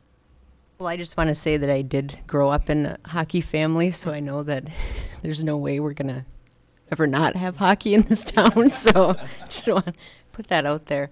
But one thing, you know, that I've heard people talk about, and I think some of us have had a discussion, is that, you know, when you look at our library, we do charge different rates for people that aren't city residents to use it. And I know it's been brought up with Lakeview before, with the various groups, and I don't know if we could do that. I don't know if we'd want to do that, but I know we're mulling around this recreation authority to kind of have people understand the cost to the city taxpayers for a facility that really serves the area. And so I guess I don't know if this would be appropriate time, but where are we in the rec authority stuff, since Carl is...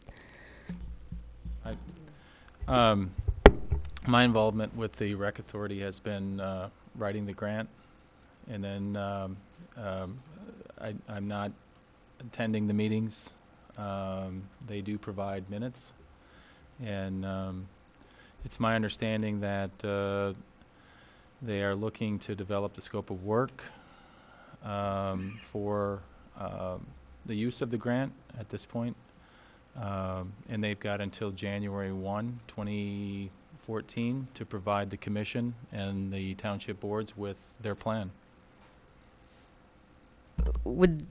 I mean, I would think it would be appropriate for us to say, here's our loss, you know, for this facility. And I guess, maybe the manager can speak more to maybe the message that we want to carry as we look at our facilities and going into something like that.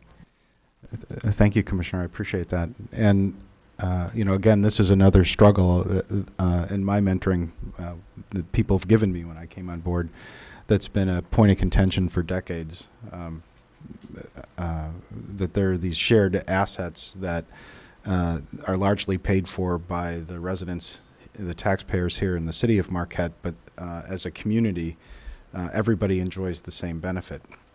And I know they've tried to attack this problem in a number of different ways in the past, and each one, of course, will elicit different responses. On a human element, people generally don't want to pay for something that they're already getting for free. And so understanding who's actually paying and what free means for the residents is one thing. For the community members, it could be a lot of different things. For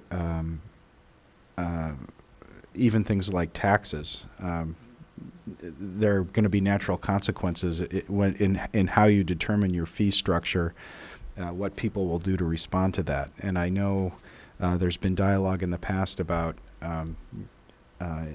even looking at things like income taxes, so that whether you're getting people who are using the facilities paying some kind of a differentiated fee, or you're using everybody who comes into town and might work in town but live somewhere else. So it kind of in lieu of property taxes, trying to capture taxes on just the income in the city, and all the debate about the positive and negative elements of that. And none of that's ever been resolved very satisfactorily. But I think part of the reason why that wasn't the case was because there was never a shared cost of ownership. And so the rec authority idea takes a look at how other communities have kind of gotten both a solution for the basic financial issues, but really more of a common sense of what it takes to own and operate these facilities. And so part of what we're hoping comes out of the Rec Authority, is what we're saying is we all enjoy it. We all need to share the cost, not just for the facilities in the city, but for the facilities anywhere that are treated this way. And so trying to find a way to share the ownership and share the cost is probably the most equitable and fair thing you could do, because then everybody gets to have a say, because it's a community asset rather than a city-owned asset, and therefore then everybody has to share the cost. Kind of like the Iron Ore Heritage Trail. It's a common community asset for everybody who wants to participate in it, and we all share the cost of managing and owning it, and we all get the common value out of having it. And I'm hopeful that if nothing else that comes out of the Rec Authority discussion, that we would either succeed in that message and succeed in that decision and get everybody to kind of step up and find a way where we can pool our assets, pool our resources, and manage them more cost efficiently for everybody.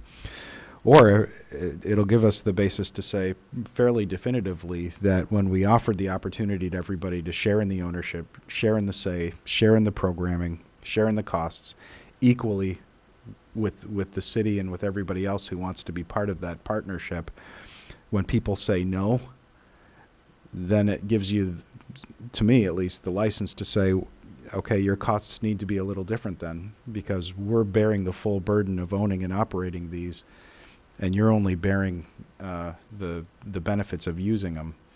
And that debate isn't as simple as it sounds either, because you'll run very quickly into the kind of discussion really we've seen more with the hack, is the rates can't just consider the pure cost of ownership and the pure cost of operation.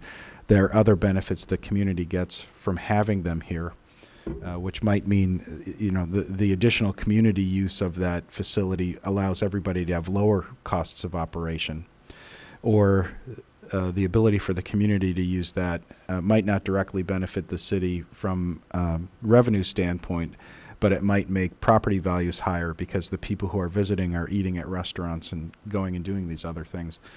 So it won't be as easy as just complaining about the fact that we have these assets and that the property taxes are subsidizing them. And so people need to figure out how to pay a different rate if they're not from the city. That might well be true, but it's not just it won't be just a simple flip of the switch. And if anything comes from this Rec Authority, either pro that we've got the support to move forward and manage these assets collectively, or con and we end up having to go forward, we'll have a definitive resolution on what to do next. Thank you. Anything further, Commissioner Kamenzi? Okay, thank you. I'll go with Commissioner Ryan. I'm just going to say quickly, first of all, don't hold your breath waiting for the Recreation Authority to solve the problem. And that's no negative reference toward those people serving on that committee. It has more to do with trying to bring all these units of government together. And I think it's a great idea, but I'll wait to see it happen. Secondly, the biggest source of revenue for the arena is ice rental. And a lot of those kids are kids that don't live in the city, yes, but they are paying a fee to be on a hockey team. So we got to be careful. You jeopardize your major customer, and you wind up losing revenue in the process. I think it's also, and Johnny could tell you better about this than I could, but the community wanted to build that arena, and they did, and a lot of people stepped up and contributed money and put a lot of effort into it. I think it was closely tied to Northern Michigan University getting a hockey team, and unfortunately they chose to leave us. But the fact is, the community wanted this structure, and I think they still want it, and so we just have to find a way to make it work. So, but I think it's important that they know that it's not self-sustaining. We do have to put some money into it to make it go, and I think Carl has made good efforts and coming up with some projects to make it more efficient, and but we are where we are. Thank you, Commissioner. Commissioner Namey.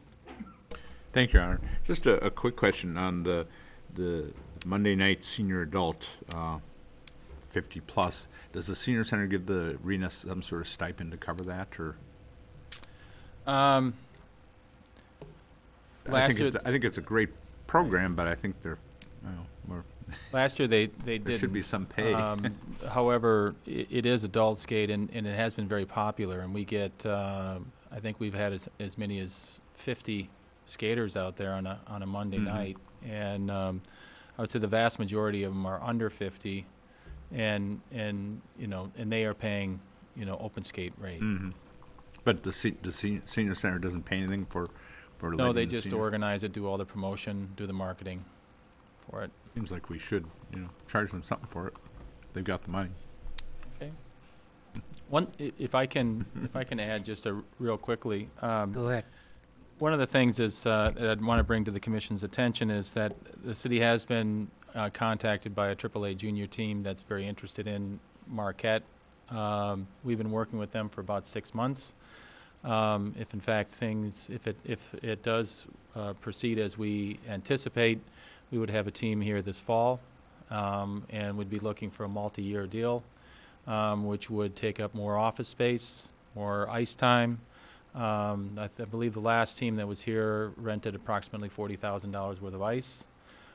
So we are working in the right direction. And the other thing I'd point out is that when we look at this fund, we looked at also the bylaws for the Parks and Rec Advisory Board, and part of the bylaws says, working towards funds that will pay for themselves minus the debt service. And the debt service in this account is $120,000 for this upcoming fiscal year. So if you take that out, we're about $220,000 that, from our goal, from our objective. If we start to add in the junior hockey team, some additional maybe perhaps rentals that we may get, or dollars that we may have, like we just picked up Pure Gear, which was at no cost to the renter. Now we have a point where they're actually paying rent. United Way is actually paying rent, so we're starting to see some more additional revenues.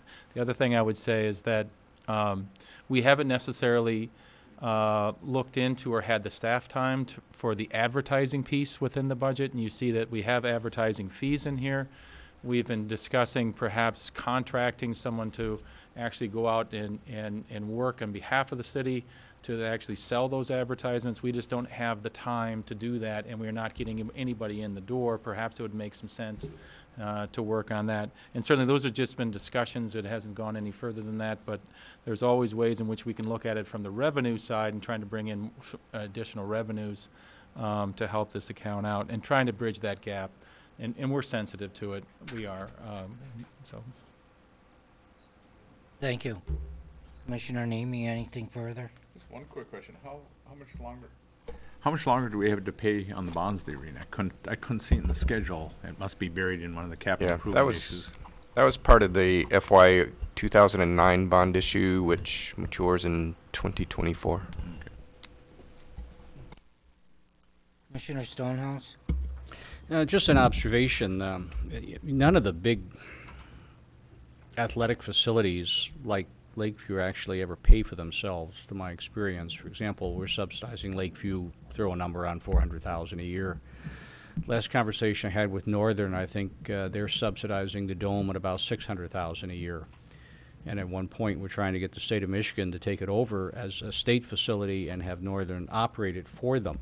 Again, the inability to use the structure and generate enough income to make it self-sustaining. So, I mean, it's a real battle. And you almost look at these great old dinosaurs, and hard to describe the dome as a dinosaur, but when you think of how do you make it pay for itself, and then if you put the two things head to head and say, I have a choice of having a convention in Lakeview Arena, or I can go to the largest wooden dome in the world, it's a tough comparison. It can be a tough fight. So again, just observation.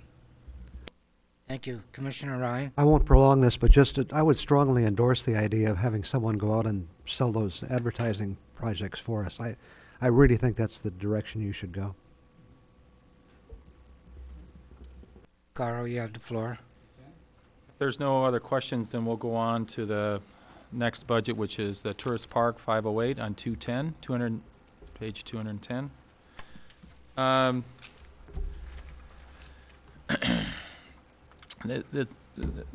Page 210 is the fact sheet. I would point out that we are including a tourist park manager this year. Last year, the Parks and Rec coordinator acted as the manager. The coordinator is actually managing all of our facilities, and so we'll just provide general oversight. And so we will be having a tourist park manager. The other thing that I'd show under the program statistics, under the total campers, it shows your total campers. There's a dollar sign in front of that. It shouldn't be there. That's the number of campers that we've had over the past few years. You can see the number is actually going up with the tourist park basin being realized this summer. We're hoping that the numbers will even go beyond that. So this is really a good news story for when we're looking at our funds. If there's any questions on that, I can answer. Commissioners, you got the floor, Carl. Okay, then we'll go on to 211. That's our fee structure. One thing that we're suggesting this year is a 14-day rate, and that's really a response to the campers. Last year we had a great demand for a longer stay, and so we're suggesting that. Essentially what it is it's a 14-day rate, and they pay for 13. So that's what you're seeing. It's basically a little bit of a discount. And that is, I would say, consistent with the industry when we've gone out and we've done our market studies for that. Any questions on the fees? Commissioner Schneider? Yeah, I just want to throw out a possible revenue source, not necessarily for this year, but for future years, since I've got your attention. There's been the cabins that are out at Presque Isle, Little Presque Isle, I think could be something that we could integrate into Tourist Park. I know that may not be in the design plan, but having a number of friends that I've graduated with who all want to come back, they've all asked, is there something like that I can stay at in town on the water? I don't want to compete with private businesses, but we've got a prime spot there that could do that. Thank you, Thank you. Commissioners? Carl, you have the floor. Thank you for that comment. I know the Tourist Park Land Use Plan, that the draft plan does show 9 cabins on that. So, yep, or yurts. Yep. Maybe we could include a sauna. Yeah. The next page is 212. That's the budget detail. I've provided notes underneath the expenditure portion of the budget that sort of details some of the line items that we thought you may have questions on. It's a pretty straightforward budget. If there's any questions, I can answer. Commissioners, Stonehouse? Carl, yeah, just not looking for specifics, but just a general sense. Hiawatha takes the park over for a period of time during the summer. Yep. Is that actually a financial benefit to the city? In other words, are we making money from that when they come, or are we just kind of washing people who would normally be there and are not there? No, they are a great partner. They're a great partner, and we do benefit from them being there. They rent the park, they rent the sites, so they rent every campsite. So for the days that they are there, they pay for every campsite. Thank you. Commissioner Cambanzi? Can I ask a question about the dog park? I know the fees were charged out of the clerk's office. Do you get the revenue or no? They get the revenue for that? Yes. Okay. Hey, yeah, I talked to Dave about that. No, I'm kidding. General fund. I mean, do you feel? What goes to the city? I don't. Well, I'm just wondering. I know a lot of people love the idea of a dog park, and I know it takes time to plow it. In that, I know people have said we'd love there's kind of the all-inclusive dog park right now, but a smaller dog park. I know some people have talked about even other sites in the city. is it possibly a revenue-making thing, or is it more of a added expense thing, I guess, looking at it? For a Manpower and... For a dog park, for an off-leash area is how it's actually Yeah. referenced in the ordinance.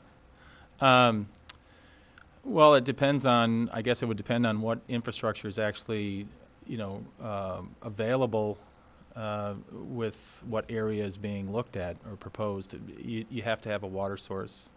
Typically, it requires some fencing, some controls, garbage pickup, sanitary bags for,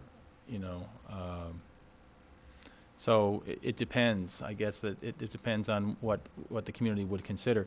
I think you're exactly right, Commissioner, in that we have had a tremendous amount of interest in a dog park or an off-leash area in South Marquette.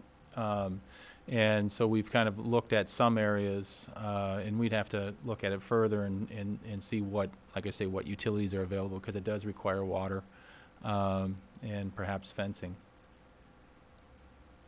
City Manager. Thank you, Your Honor. I appreciate Commissioner Cambenzi's question, because there's a tremendous amount of interest in dogs and dog-related activities in the community. Well, I believe the Commission will have some interesting challenges balancing some policy with that the upcoming year. In particular, some of the areas in South Marquette, there might be competing interest for land uses between sustainability and dogs. We mentioned a moment ago, and you might hear a little bit more about it from Kurt, but some of the more innovative tactics at managing waterfowl on beaches might be that we're actually promoting dogs being in certain places, and we wouldn't want to have our economic incentives run across the other policy purposes. And then there are also other organizations, some of them the city, like the BLP, that help maintain some of the facilities that people enjoy today. And there even might be some new organizations coming into town that might offer private versions of dog parks that people have the opportunity to use, that we might want to make sure we're not competing with if we're trying to foster that kind of industry. And I'm hopeful you'll see all of those things within the next 12 months on the Commission's plate, and that you'll be able to really speak to some of that.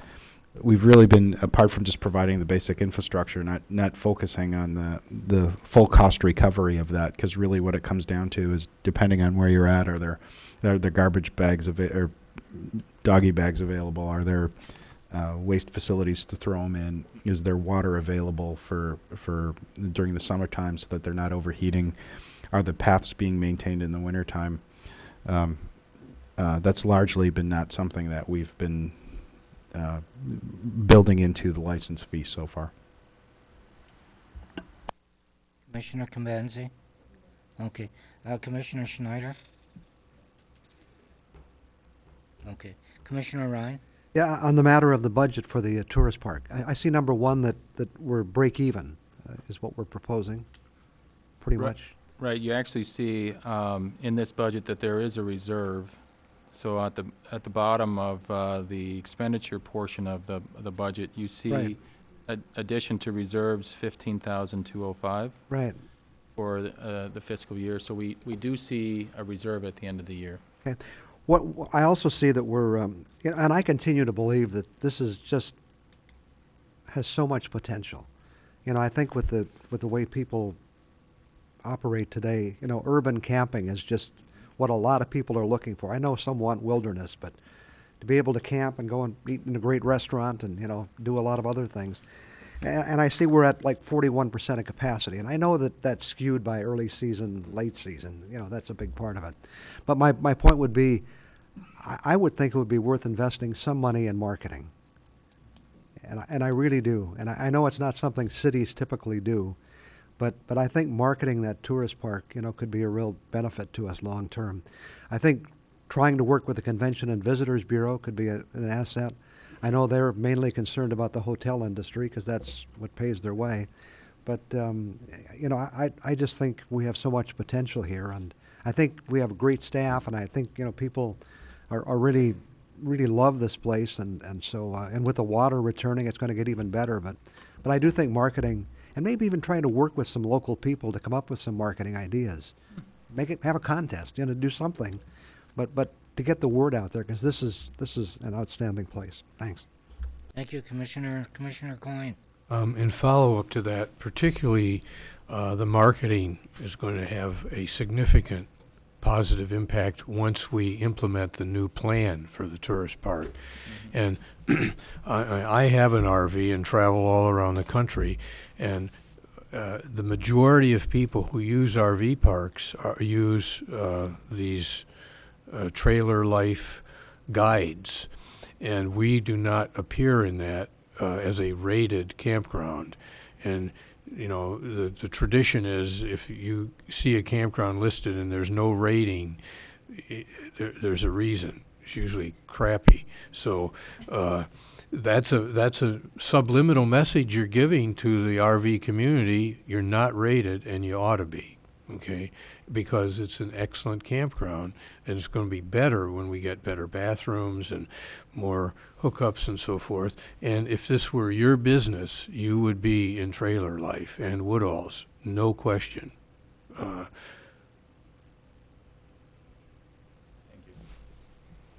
Thank you, Commissioner. Any other commissioner? Carl, you have the floor. Well, I'll move on to our final few budgets here. Page 230, and this is the marina budgets. We'll start with Presque Isle Marina, 594.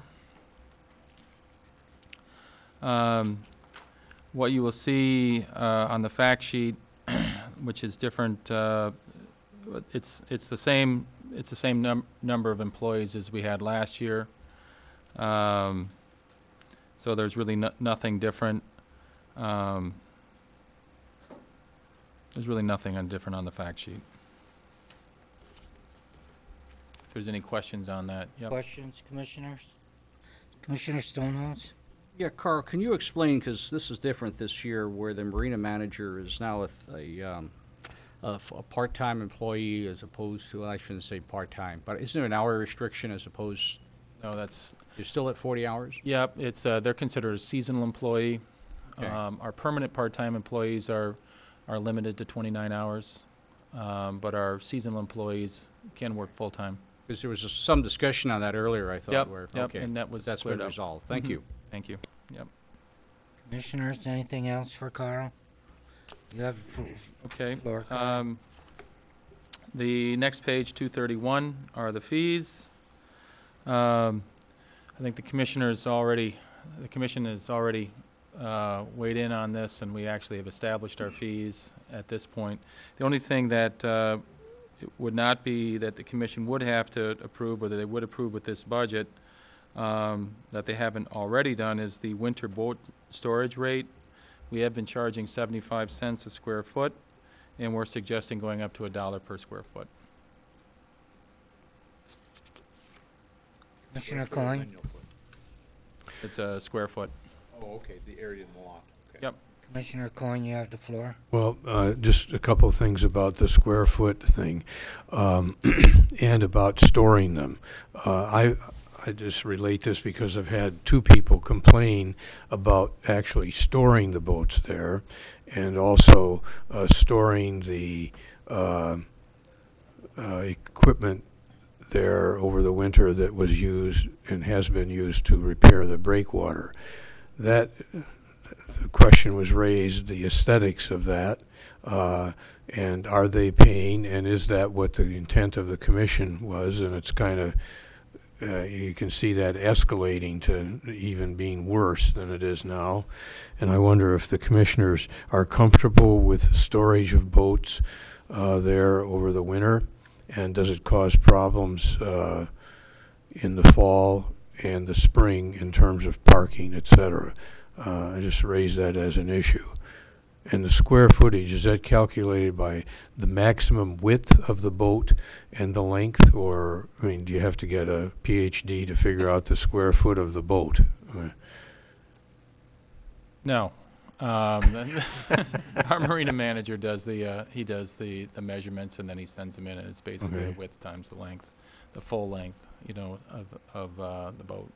Okay, what about, would you defend storing all the equipment and little tugboat and all the ugly things there? It's my understanding that when the community received the grant and aid funds from the DNR, that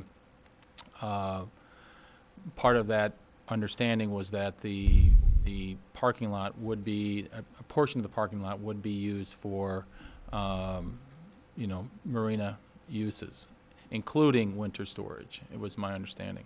Okay. So that being said, it's actually, it's interesting you say that, because we've heard it as being a success story, that there's more vessels being stored there, more revenue being generated, and that's in fact what it's been. That was the intent of that area. So, okay.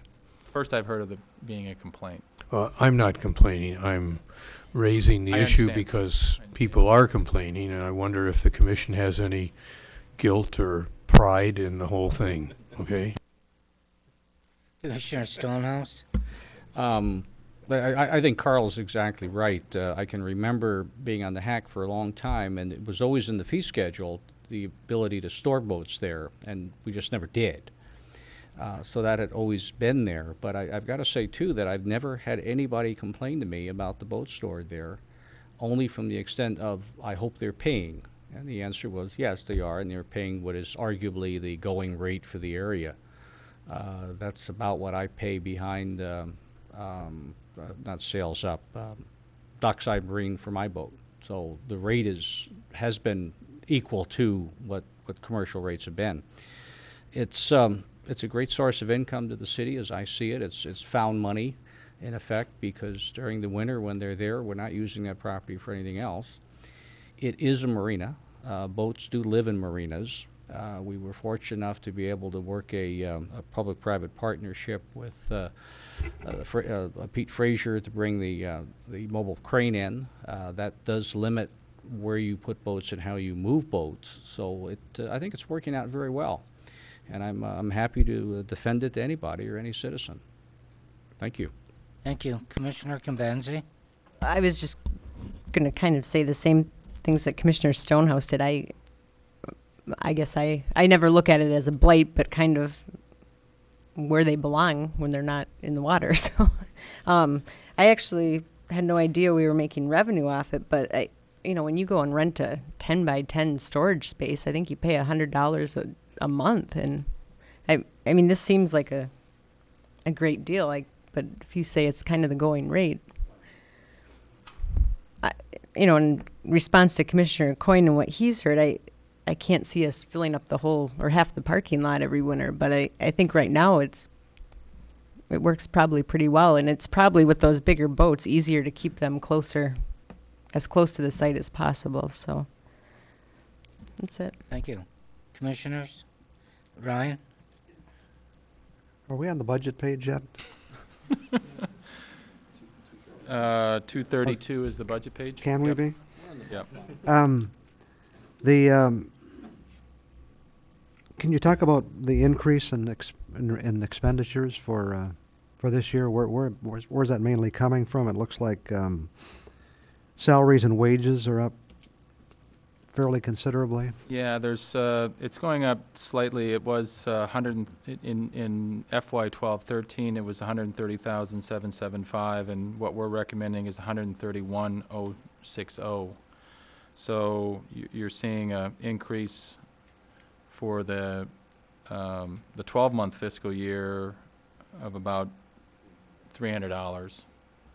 One of the things I would say is that we did have an increase in our professional contractual, and that the state regulations on underground storage tank inspections went up $975. Okay. Thank you. Any other Commissioner Convenzi? Just a question, looking at fiscal year 10-11, it looks like the revenues for Presque Isle and the expenditures, I mean, it looks like it balanced out with just the increase in the fee slips. Well, there is Commissioner, there is a transfer from the general fund on the revenue side.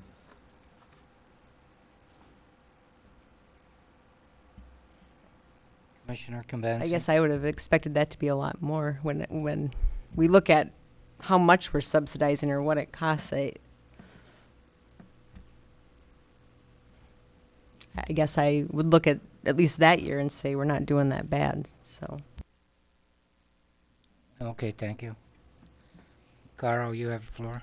Okay, then we'll proceed to the Cinder Pond budget, and we'll start on page 234, and that is 595, Cinder Pond Marina. In terms of the fact sheet, we're not recommending any additional staff for this facility, and then we provided you the program statistics. One thing I would say with this facility is it is full and with a waiting list. And I think as of yesterday, because we do open May 1, I think we had 7 on the waiting list for 38, 7 on 38-foot slips, 7 on the waiting list for 30-foot slips, and then 5 on the waiting list for 24. So there is a waiting list for that facility. Any questions? Any questions, commissioners? Just a quick question. One quick question. The waiting list, where do those people just not put their boats in, or do they go to the Presque Isle Marina versus Cinder Pond, or? Well, we offer, if they want to go, if there's slips available, but I don't know where they store their Okay, store their you don't know boats. where they go. Okay. No, It's not 19 Presque Islers wanting to go to Cinder Pond. I mean, they always have that option to go to Presque Isle, or But that's not what the case one of the is. one of the private docks in the community. Okay. I'd also point out, with this budget, the 595, is we do have the mooring field in the budget, and we have 5 that have actually paid, and we have 13 on a list. The anchors, the mooring anchors are here. They're installed. I believe the buoys are being painted, and our staff is actually doing the administration in terms of assigning the mooring buoys. I think last year we had 12 down there when it was somewhat of a rogue operation. Now that we've sort of organized it and formalized it, we've actually found that people are very interested in it. They like the idea that it's controlled rather than engine blocks and whatever else might have been down there. So they feel a little bit more interested now that the city's gone through this process. Commissioner Coyne? I have a question about that. Pretend I'm a person coming from Chicago in a sailboat, and I just say I see all those boats, and I just say, I'm going to moor there. Or I'm a rogue person and hate the city, and I'm just going to go put my boat there. What are the consequences of both of those? Well, that's and I can I would ask the harbor master to answer that question. Harbor master, would you answer that question? Certainly. It's a learning process there, but for right now, because it is a safe harbor, if someone comes in and just moors for the night, I don't know that we would take a particular interest and then leaves the next day if there is a spot available, or just drops an anchor anywhere out there. But if there is, or we decide or somehow determine there's a problem with one of the mooring people, and that's going to be a combined effort between the marina personnel and the police department to kind of keep an eye on it, and we're also going to ask for some self-policing as well from the members out there, that if someone just shows up and they happen to know it's just somebody who's not paying or just using it, then we'll take some enforcement action, either through the use of a Coast Guard boat or with the Sheriff's Department help. And they both have patrol boats that they've offered for us to use, and if that should arise. Now, our first option will be to contact the owner and ask them to please move the boat, do something different. If that becomes a problem, we're going to have to think about how we might tow that vessel and secure it until it can be returned to the owner. City manager? Thank you, Your Honor. This is just to illustrate that there's really 5 different jurisdictions at play inside our territorial waters, and so depending on where they just show up, different rules apply. If they're in kind of a city-managed space, then the harbor master would be the first one who would take action. If they were in the Coast Guard channel, if they were in the private coal dock channel, if they were in bottomlands controlled by the state of Michigan, or if they were in a private marina, each one of those things would carry different actions. And even though Mike be the first one to get the call, he'd have to be getting different jurisdictions involved along the way. I think part of the intention, though, with the mooring field is to have at least some transient spaces available so that if people are cruising and they want to come in, they'll be able to use those as an extension of the Cinder Pond Marina. But if there are transients who just want to show up in the harbor and drop anchor, depending on where they do it, they might get different kind of responses. You still have the floor, Commissioner Coyne. Commissioner Stonehouse? Yeah, just a question, Carl, or perhaps an admonition that, now that we're going to have the launch ramp closed up at Presque Isle for the dredging of the harbor, that's going to put a great deal of stress on Cinder Pond Cinder Pond launch ramp area in terms of the boaters that would be dispossessed or normally would use Presque Isle launch, which means we're going to have a whole lot more boats and trailers down there and trucks and stuff. In the past, well, I guess what I'm suggesting is that as we look at the various events and affairs we have down at Madison Park, this will mean we're going to have to set aside more of that parking area to be able to deal with the boats and trailers than we traditionally have for the events. So I'm just suggesting that as we do those contracts with those people, as we make them aware of, look, you're not going to get the whole parking lot. We've got all these fishing guys and these families coming in, and they're going to have to be able to get their boats in. So, thank you, Commissioner. We've had that discussion internally, and the good thing about this is that the contractor intends to conclude his project at the last week of June. I think his projected date is June 26th, so it's really before the special event season begins. So I think we'll be good. Well, even with the early fishing, yeah, see it as an issue it's right a up until the point. good point. Good point. Commissioner Convancy? Can I ask a question about the bond? Is that the one that's set to expire in 2014?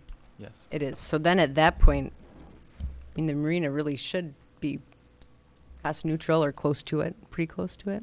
Yeah, one of the things, thank you, Commissioner, one of the things that I'd bring out is we are starting to see some needs for maintenance. As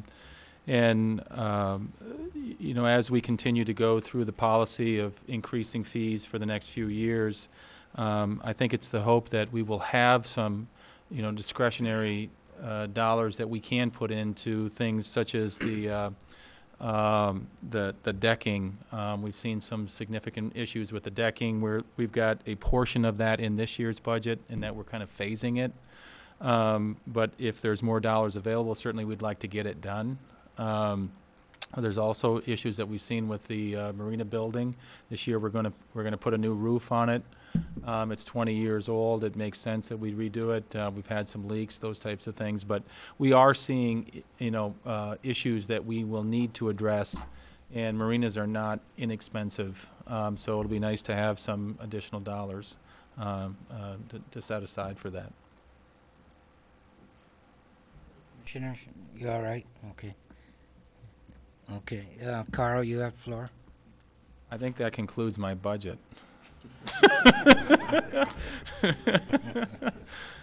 Yeah. Yeah. No, thank you, Commission, for the questions. I think it's important for you to understand the work that's being done, and we appreciate your interest in what we're doing. Thank you very much. Excellent dialogue and budget session. City Manager. Thank you, Your Honor. Both because it appears our clerk has stepped out, and I think both in keeping with the practices of this week, I'd like to suggest maybe we take a brief recess and get ready for the rest of the agenda. point of order for Commissioner Schneider. I do think that we, before we adjourn, that we actually need to close up this meeting because this is a continuation of yesterday's meeting. So more than likely go through public comment, commissioner comment, city manager, adjourn the meeting, and then we can have a recess and then start up the next meeting. Commissioners, any discussion on that? Let's just take the break soon. So public comment. Commissioner? Whatever. I don't have anything to say at this point.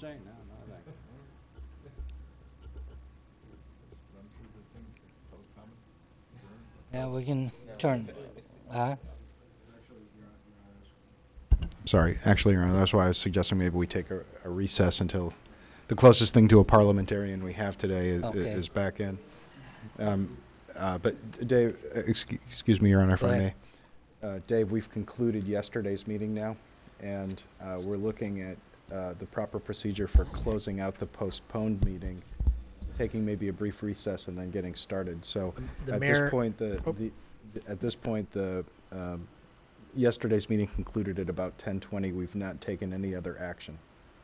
Okay, the mayor can adjourn that meeting, and he's already called the other meeting to order, so and that business is already transacted. As far as the opening session, we can go right into the first item of business on today's meeting after a break.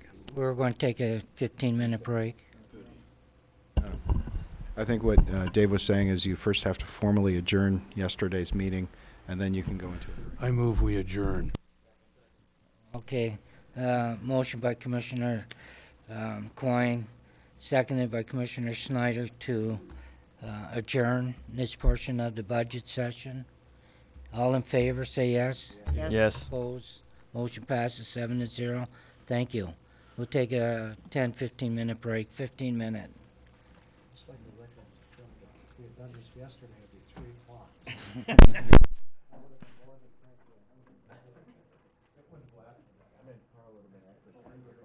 That's a new record, Carl. We didn't do the consent agenda. How do you want to handle that? No, we didn't. Because they talked about there's no minutes because the meeting wasn't concluded yet.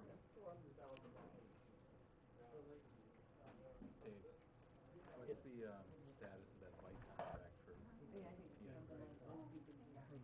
PI Marina, the bike contract? The contract for the dredging project. I got it on Monday, signed off, and then there was a sign-off list, and it's the last one's you. And it's on my desk. I don't know. I'm asking.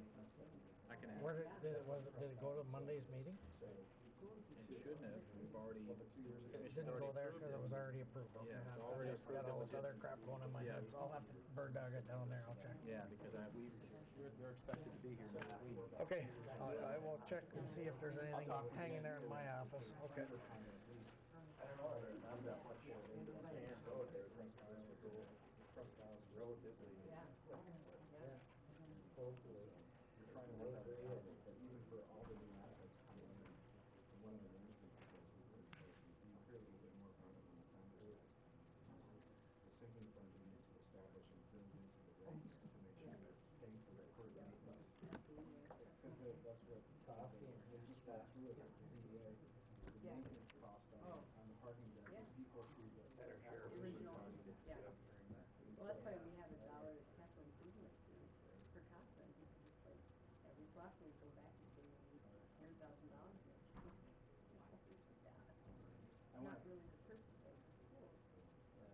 I wanted to, I know we keep kind of going around. I hope I didn't offend you. I mean, you were saying you were offended, and I hope.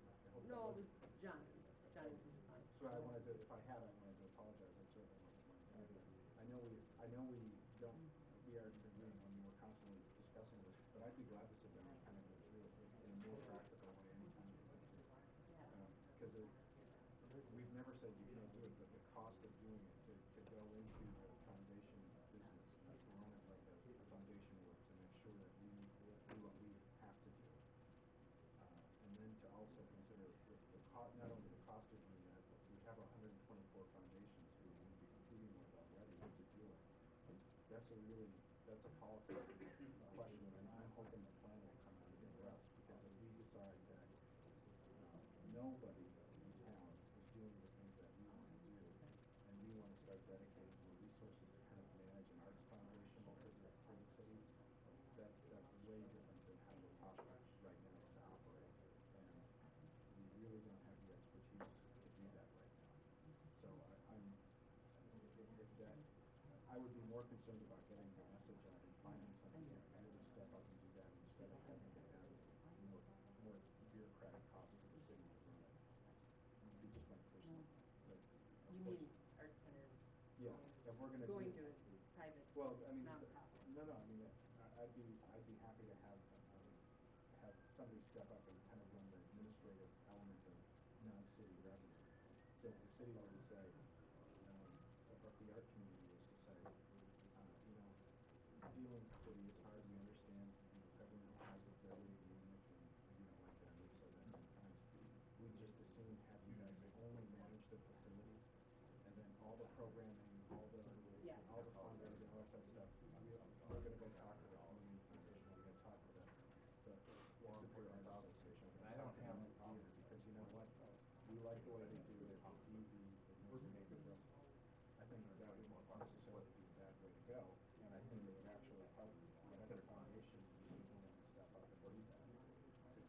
But if we have to get to the point where the city's managing all that, managing the facilities, managing the programming, managing the marketing, doing all that stuff, we don't have the staff. Well, and I find looking through the minutes, it's hard because I feel like the committee is not a staff. So to me, I see a lot of stuff come to us. Yeah, well, I mean, in fairness, they are. I mean, they want a lot of things that they feel concept. If you look at what it actually costs to do it, what all of those things are, and that's fine. You can always you can ask for whatever you want. That's your advice. Maybe it is. Everything you ask for that we can't afford or requires me to go in and say, here's a constitutional issue, or here's a policy issue, or whatever it is. The more of those things that you don't try to come to the same page on, the more of that burden is on the commission to have to and they can certainly, I mean, you've seen some committees work really well, and I really committees are some things that public we're addressing it, I think the right way. Here's what our expectations are. Here's what our expectations for staff are and what you're going to do. And once you kind of then you really get down to I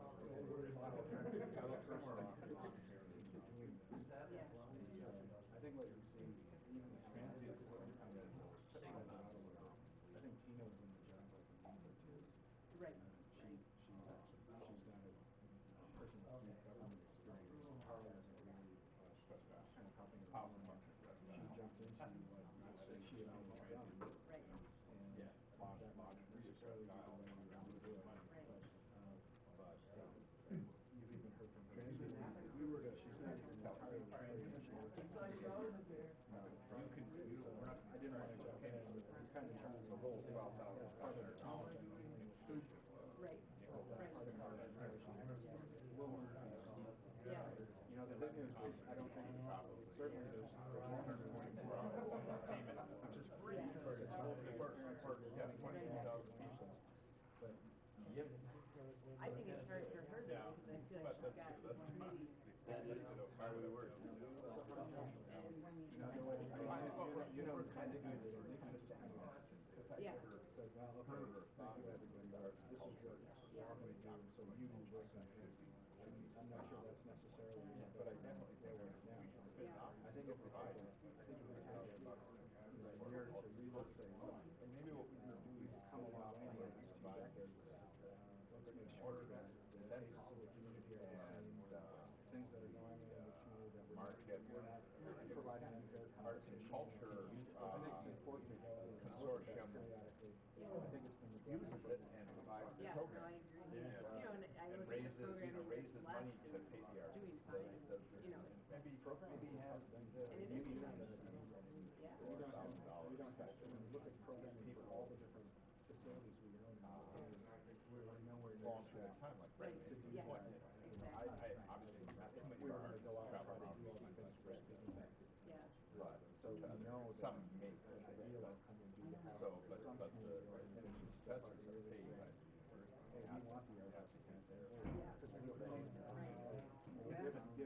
Well, give us the facilities we'll run our yeah. Well, and it's like, yeah, I think that's But I have, you know, I have, yeah, I work more than 40 hours. just let them know. But no, But they don't give their expertise to the university. We'll say that. Yeah. They're more than handsomely. You said that before. You said it was just for sure. Somebody can take Oh, well, I don't know, yeah, that's true. I mean, well, if they were, you know, but yeah, I may be, those specific people, I may be correct on, but yeah, you're right. there's a lot. That's your point there. All the way up to the. No, I wouldn't, I guess I was understanding that they were. Yeah. I mean, that was an assumption by mine. It's a fickle process. It is. Yeah. You'll see photographs. You'll see the I charge an average. Yeah. Yeah. And it's one of those, when you think about very sensitive hourly employee, $30. Well. Yeah, I mean, I feel, you know, But it's not the But you same. know, as school, and it is in you the sense can't, that and plus you people- can't sell 2,080 hours. Are gonna question why, that's part of the school. But there's so much. Because there's some of that. That's wedding that has nothing to do with the photographing of that wedding, but it has to do with operating the business. Private foundation. Yeah, so more flexibility in ordinance for this. You can't just say, well, you know, it's worth $15 an hour. General, you've got, you know, 6, 10, 20 grand difference in this that you know, compensate all of that education. Yeah, right. It's a tricky one. Well, I mean, Yeah. Even I though thought it was it's fitting that the woman people was yelling speaking and to us arguing about the all the time. right before we had this discussion, I was like, there's something that. Yeah, And you're gonna be able to say, you heard me, man? I gotta grab the money. Yeah, which is good, but then she's listening to this, give money for, you know, and so, to me, it's like, Well, you saw with the baseball too. yeah. That's why we created, the staff, that's why we said, here's what it costs to run. Right. Because if we start making a compromise. Yeah. Then we're all over it, and it's a slippery slope.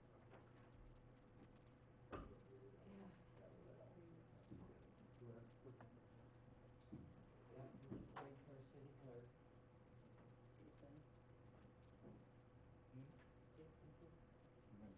Well, he just went to get them up. It's not 15 minutes. We'll all be till city clerk gets here. Scott's raring to go here. Yeah, I'll try to show her. First one was 4.5 hours, and officially the second one was close to 7.5 hours.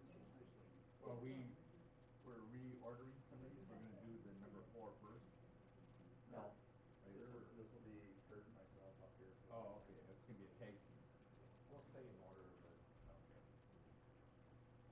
All right, we got an hour and a half, think we can bust through this? Well, maybe local streets will probably take an hour each. Each street? No, 1 hour, one per major. Well, maybe major will be an hour and a quarter, minor local will be 45 minutes. But to give you a fair warning, I got another meeting at 12:30 today, so I may have to cut out early. Yeah, we're not gonna go past softball. You know the answer to that, Dan. You're those introductory or the bold? I didn't say, well, 12:30. I don't know if we're not done by then, we'll have to adjourn it. Like a big deal. We could transfer to the other. Then we'll get done quick. No. We'll get done with the budget quick. No, we'll go all night. What are you feeling for running Yeah. Yeah, After a few drinks. you think we've tripped off on subjects here, we tell you, yeah, the 40 ounce or anything.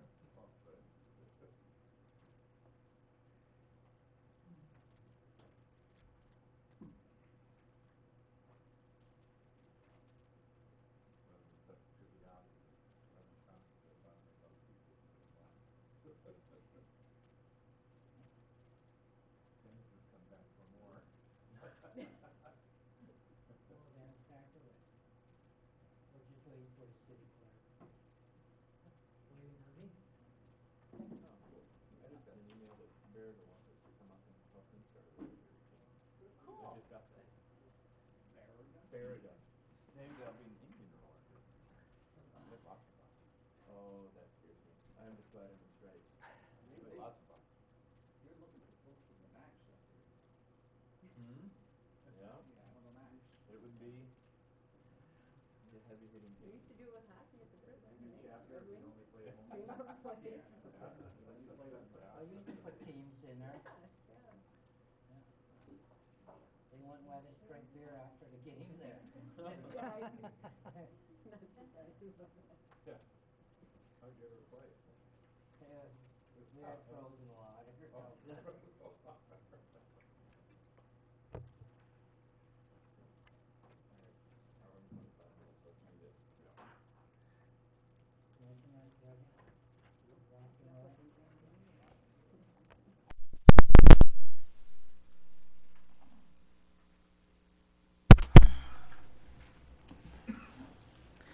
Welcome everyone back to the special budget meeting session. We're now moving into Thursday, May the 2nd, 2013. We'll be moving to new business. Number 2, Market Area Wastewater Treatment Facility. City Manager. Thank you, Your Honor. For this segment of the budget, I'd like to have Superintendent Goodman lead us through. Thank you. Kurt, you have the floor. Good morning, Commissioners. Morning. Good morning, Commissioners. Morning. One thing I like to say, if I say one more thing, you know, shut me off. I've been known to do that. But I'm here today to present 3 budgets. The wastewater treatment plant, 590, the water fund, 591, and the sewer fund.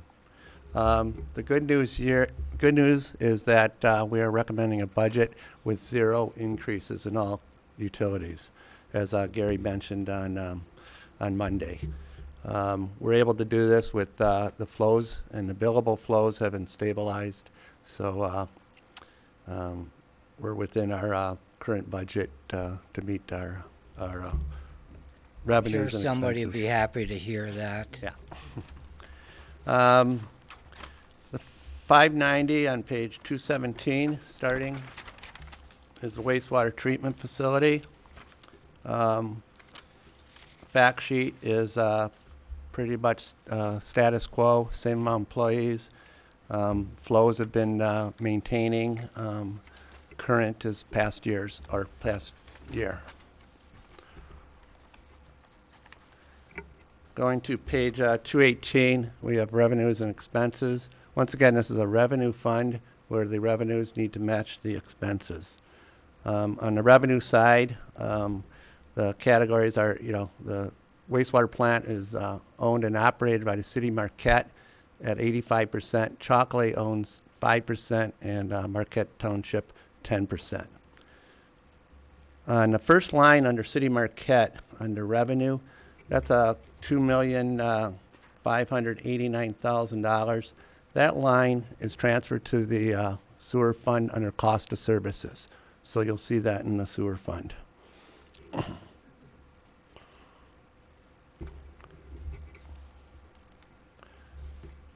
Under operations, there's a pretty much status quo. The bottom line is there have been some shifts between the line items with a little bit increase in chemicals, decrease in professional contractual or in power. But the bottom line is the expenses for operating the plant will be are maintaining status quo.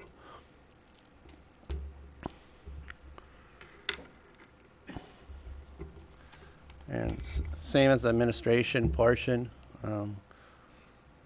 line items.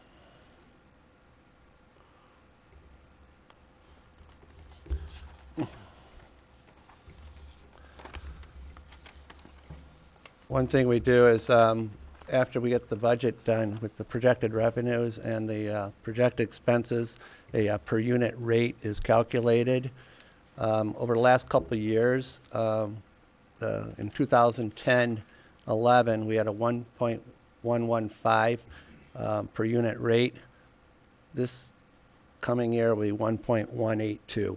So we've seen very little rate increases for the treatment of the wastewater. Good.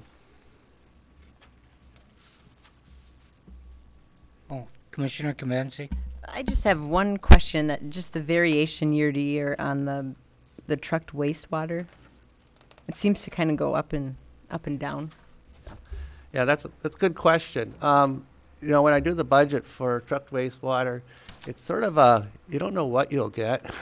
Sometimes you might have like We Energies maybe have a problem with their clarifiers that they need to transport some wastewater. You know, we did get Founders Landing years ago. They had to do some dewatering, so we had additional income of you know, a substantial amount. So it does vary. You know, we do have, one thing we've put in place is a formal maximum allowable headwork study, which allows us to really analyze ways to take. And that gives construction projects the opportunity to discharge into the sanitary. So that makes it, you know, additional revenue that way. So it is a good revenue source, you know.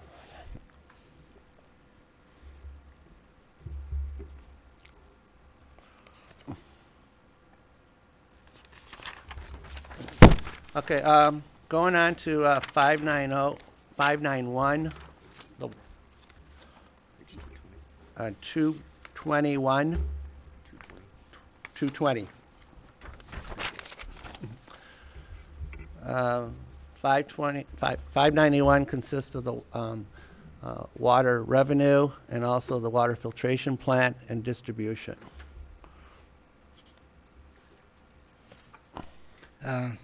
Commissioner Nemi? Kurt, we have you have statistics here on the gallons of water treated. Do you have? I'm sure we must have a count of the actual gallons of water that we bill for. Yeah, correct. And perhaps maybe in the future you could show that, or maybe give that to us. And you know, it's I suppose it's what it is. Some of it is. I don't know where the other stuff goes, but I was looking at the difference between the gallons that you treat at the sewage plant and the gallons that are treated at the water plant, and really the interesting thing would be the number of gallons billed versus the gallons treated, and part of it's inflow, part of it's there's more added to the water that's sent to the sewage plant than. Yep, I do have that information. Okay, yeah. You know, you could maybe provide that yep. to us sometime. It would be just interesting to see the numbers. Correct. Thanks. Okay.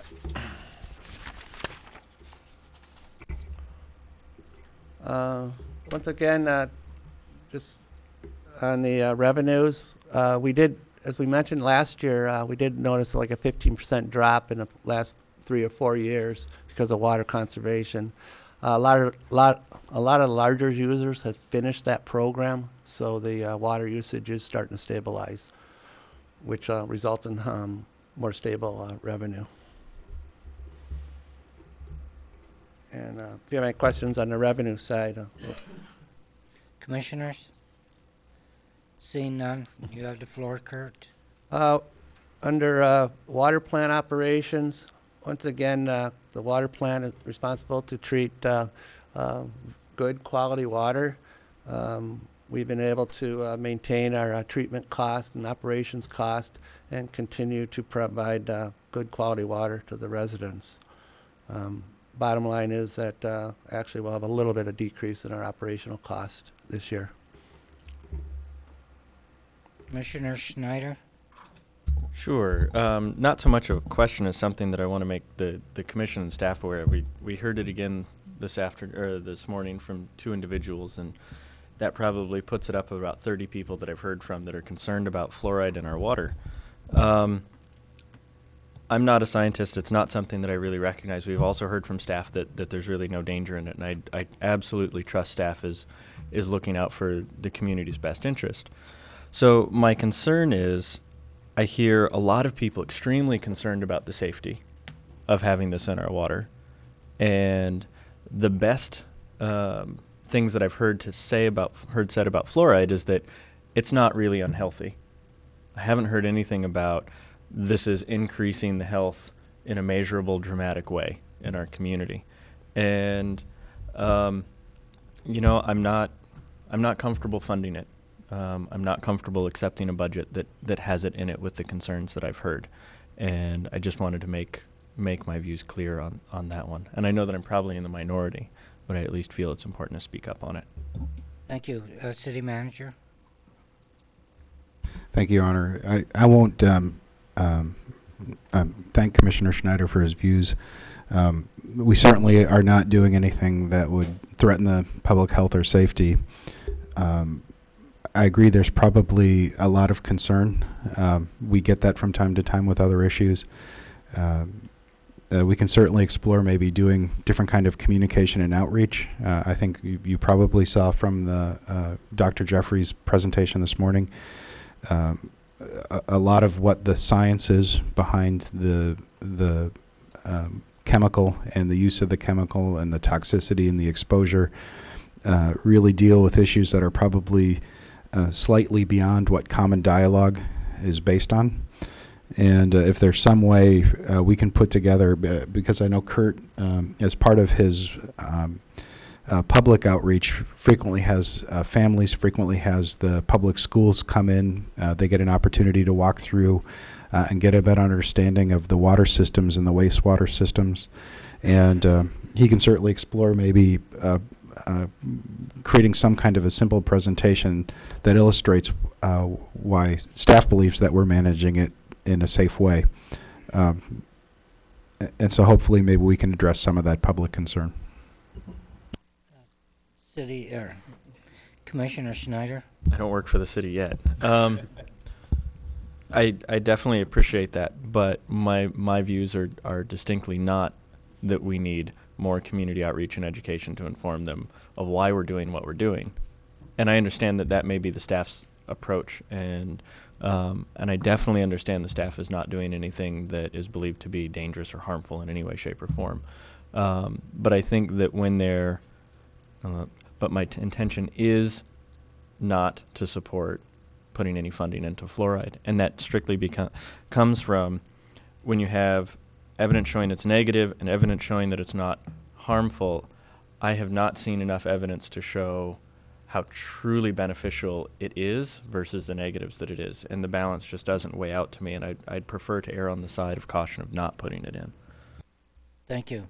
Commissioner Namey? Thank you, Your Honor.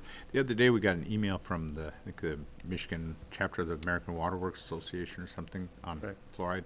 Are we waiting till the definitive guidance from the CDC and the EPA before we adjust our fluoride, or what is our level of fluoride addition?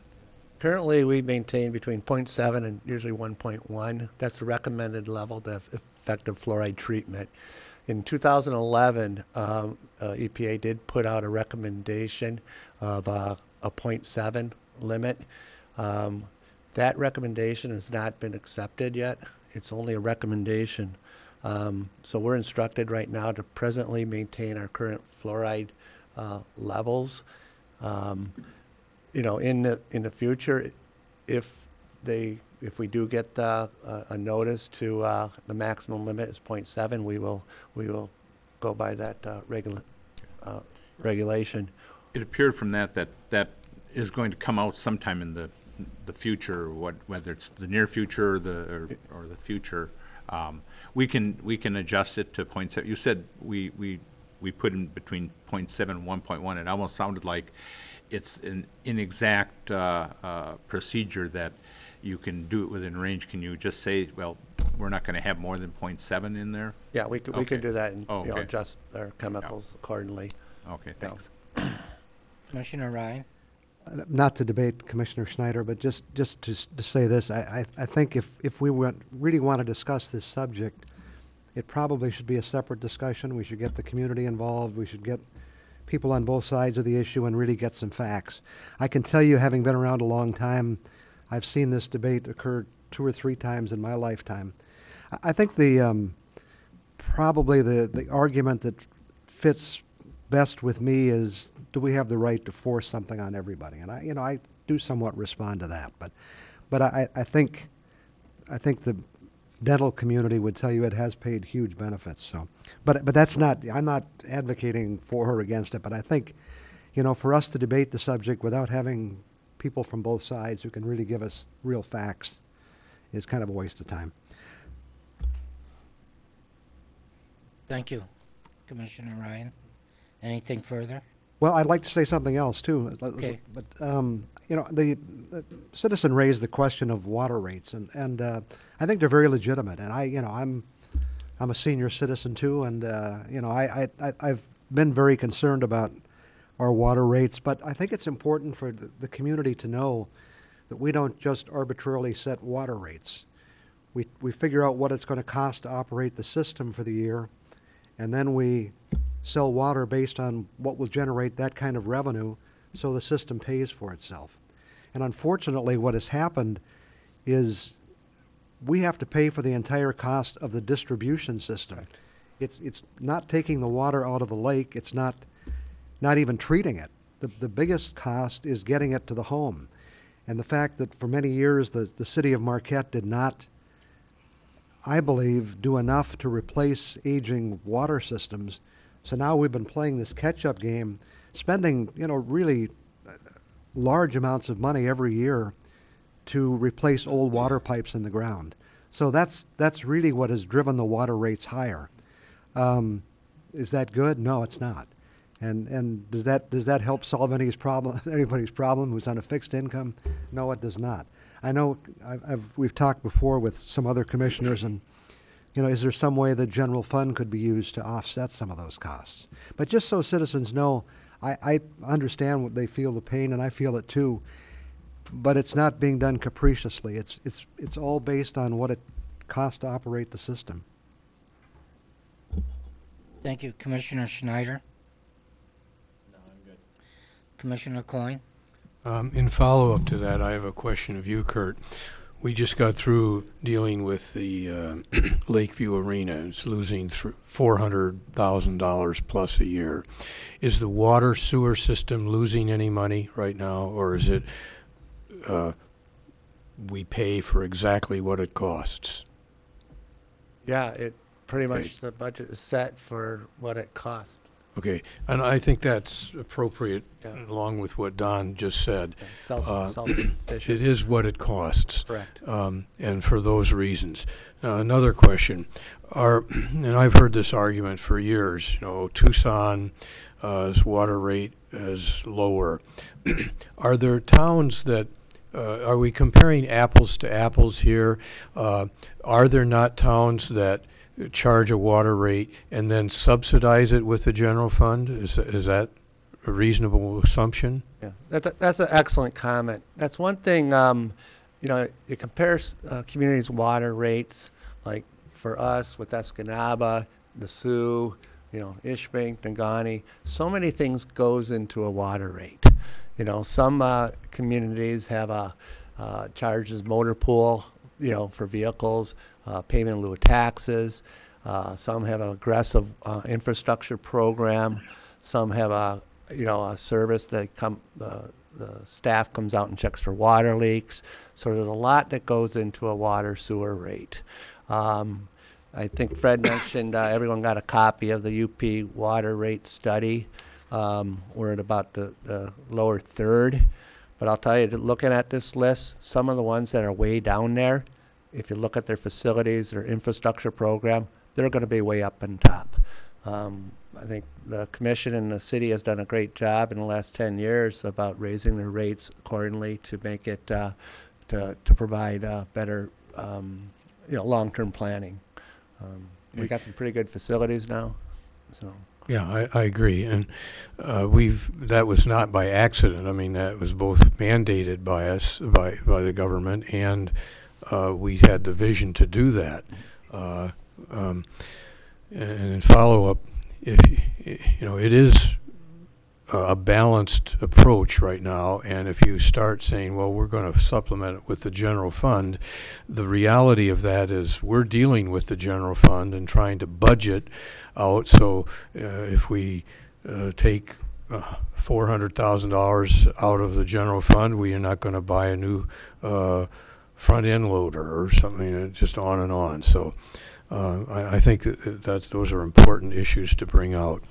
I would like to just comment on the fluoride issue. I don't wish to debate it, but this group has to deal as a government with facts, not opinions, not something I read on the internet, not somebody coming before individuals, commissioners, and saying this is bad, nor circulating a petition, quote, are you in favor of poison in the water? Well, I mean, how can anybody say, well, yes, I am in favor of poison in the water? I think I'll not sign that. I mean, that's how, and so just list agencies that the facts are: the National Academy of Science, the Environmental Protections Agency, the Health and Human Services Agency, the Public Health Service, the Surgeon General of the United States, as recently as 2 weeks ago, stated, it is one of the most effective choices communities can make to prevent health problems while actually improving oral health. Those are facts. Until I hear facts, not just people talking, or I read this and it causes hemorrhoids or cancer or whatever, or communism, all of which is on the internet. I am not particularly interested in having a work session or discussion in the city commission until there are facts, real facts, that counteract the people who are responsible for our health.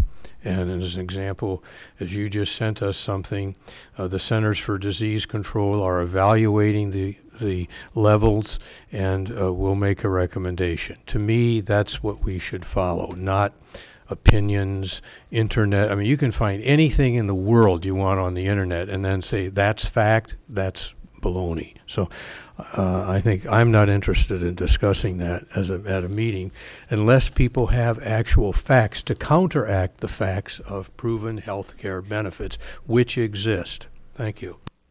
Thank you. Commissioner Schneider? Okay, I can't not respond to that one. My apologies but you had mentioned anything can be pulled from the internet, and although the quote that you just read about how important it is for our health may have been written from somebody who's official, those aren't facts. Those are opinions based on the data that they're looking at. There is data on both sides. Unfortunately, a lot of the people that come forward definitely lean more towards the conspiracy theory side, and I don't think that lends a lot of weight to their oral arguments. I think that there are actually facts behind what they're concerned about. We have to remember that the agencies that you're asking us to lean on also approved DDT for use on people. They've approved a number of chemicals that are not necessarily good for us or healthy for us because they were looking at the benefits, and the costs health-wise were not fully understood when they approved it. I don't believe in better living through chemicals. I believe that it's always better to use less rather than more. I definitely believe that we need to go into facts, but I think just relying on the CDC and the EPA, which are both really important, really important, I think that it is worth having a work session to really wrap our heads around the data that's out there. Thank you. Commissioner Namey? Thank you, Your Honor. Something the citizen said this morning caught my attention, and I'd noticed it too. And I think it was probably in about March. I had a water bill of 2 units, and I never have a water bill of 2 units. I'm suspecting that our new software had kind of had a glitch on putting the number of units in there or something, because I started looking at the cost per unit, and it was. We should be able to take our water portion, divide by the units, and it should be the same each and every month, and it's not. So there must have been a glitch in the software, billing software somewhere, which I'm not complaining about, but I'm just, yeah, I and realize that I'll have to check into. This is the first time I've heard that particular issue. I was going to call you on it, and I something else happened, so I never did, and just been and as hopefully everybody knows, we have been transitioning to a new system, so there are a few blips here and there that we're still working through, some of them, but this particular one I've not heard of, but I will check into it. Because I suspect that somewhere in the system, I got billed for the proper amount of water, but on my bill, the way the data was displayed, it was incorrect. I'm not thinking that I got overcharged or undercharged, but if I could hit 2 units, I'd love that, and I've never been able to do that, so thanks. Okay. I'll check into that. Thank you. Commissioner Stonehouse? I was just going to ask if we could agree to get back to the budget and away from the health science debate. It would probably be of value to everyone. Thank you, Commissioner. Commissioner Kambanzi? I just don't want to lose track of one important thing that Commissioner Coyne said concerning the rates, and that is when we do a complete rebuild of a street and replace the water and sewer. I'm just wondering if our city manager, Mr. Goodman, could actually explain why those rates go up and kind of what we're bound by as far as setting those rates when we do complete restructuring. Yeah. Basically, once again, if you look at the water fund budget and the sewer fund budget, all the costs for actually providing the water, be it water sewer mains and that type of stuff, is built into the budgets. So if you do a street project, a proportion of that project is broken out percentage-wise for sewer, for water, and all the costs associated for installing that new sewer line or water main are applied to the appropriate budget water. So once again, all the costs that are associated for infrastructure projects that deal with water are in the budget, and for sewer. So those costs are recovered. But are we not mandated by the state to put aside that money now where we weren't before? Is that, am I? City manager? I'll have maybe Kurt address that, but. Yeah. With the wastewater treatment plant project, that was funded by the state revolving fund, and X amount of dollars, the replacement fund had to be established. That is done at the wastewater plant. And when we did the water rate study or water review for the DWRF, all those are taken into consideration with our current water and sewer fund to meet that regulation. Thank you. Any other commissioner? Seeing none, Kurt, you have the floor. Okay. Once again, I think on the water plant budget, and then Scott's department works on the water transmission and distribution. Again, we'll be able to provide the same services as we have in the past. No major changes in any line items there. And then capital outlay that was discussed previously. We have some projects that are lined up for the water plant and also for some infrastructure improvements. Thank you. Yeah. If on page 223 under the notes, those projects are listed.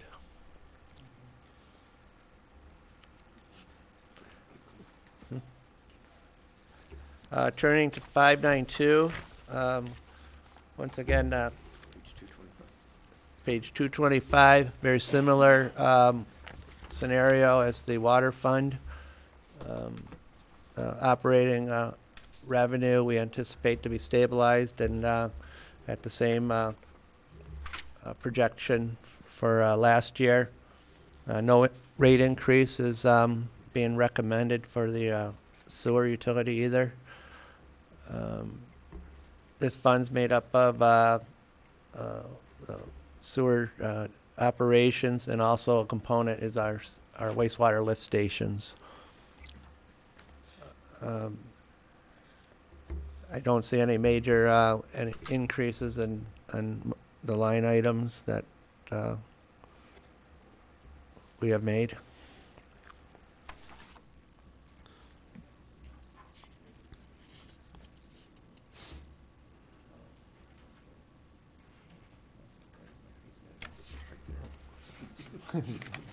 On page 226, one thing at the fee schedule, I had a minor change I made under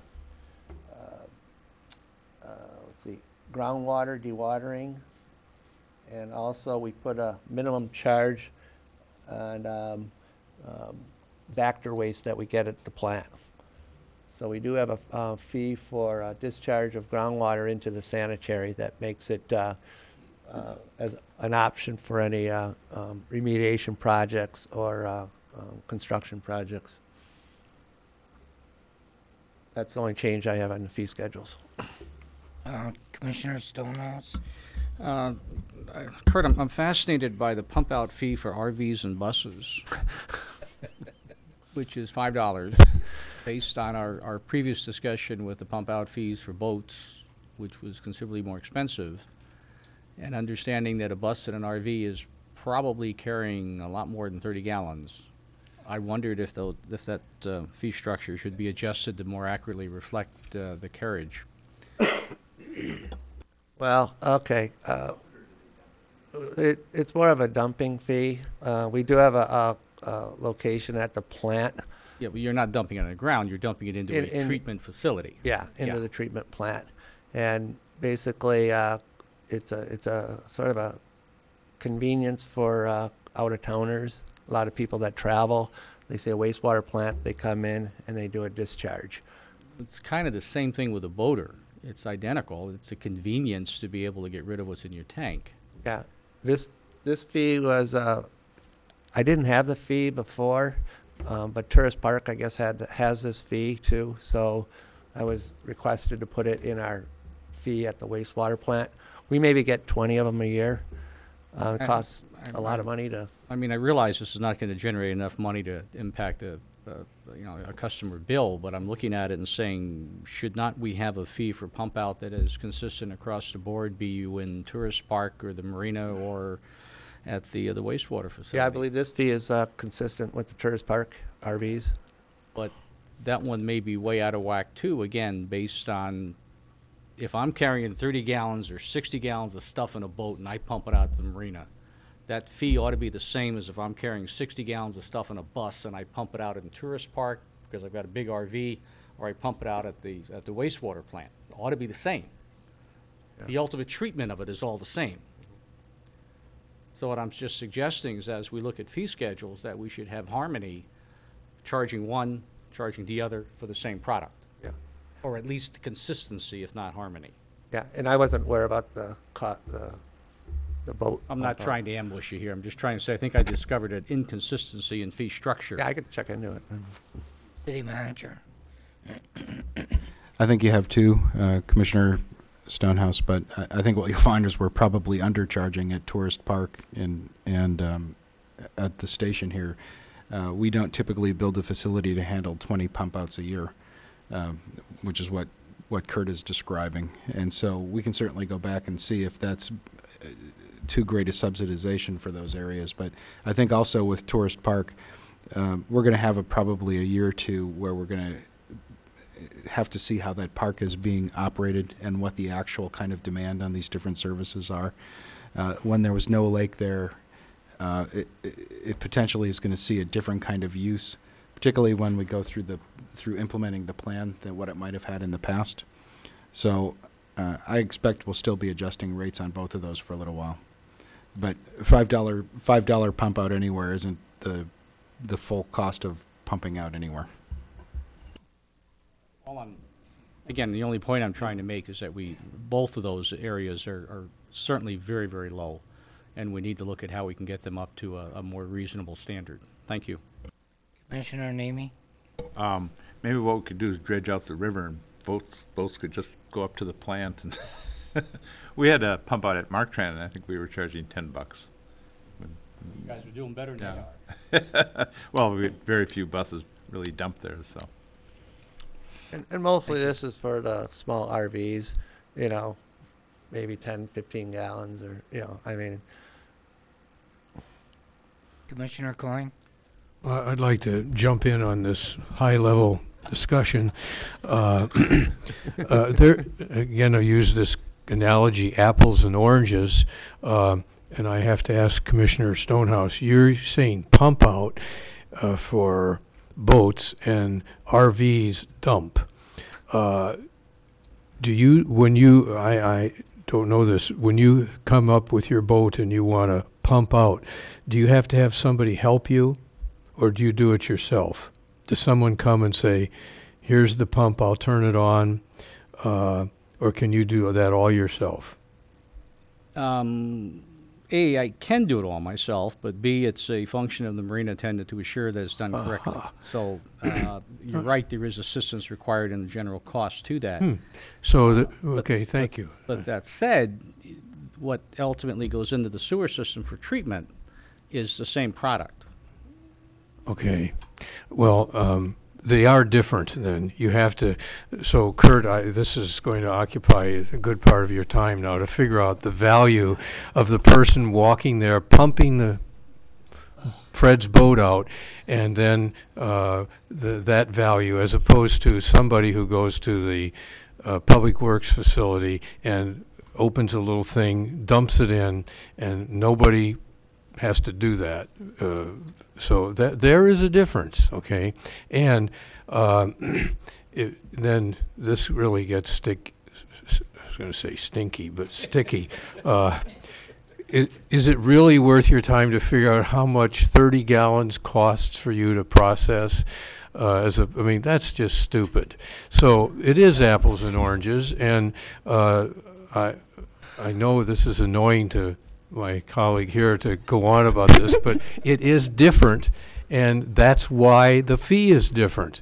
One is a simple matter of gravity. The other involves union benefits, this and that. So I rest my case. So I would not rush to judgment to raise this fee. And if you do, then people are if it gets the end. Thank you. I withdraw the entire comment. Let the record be We do charge $6.21 per unit.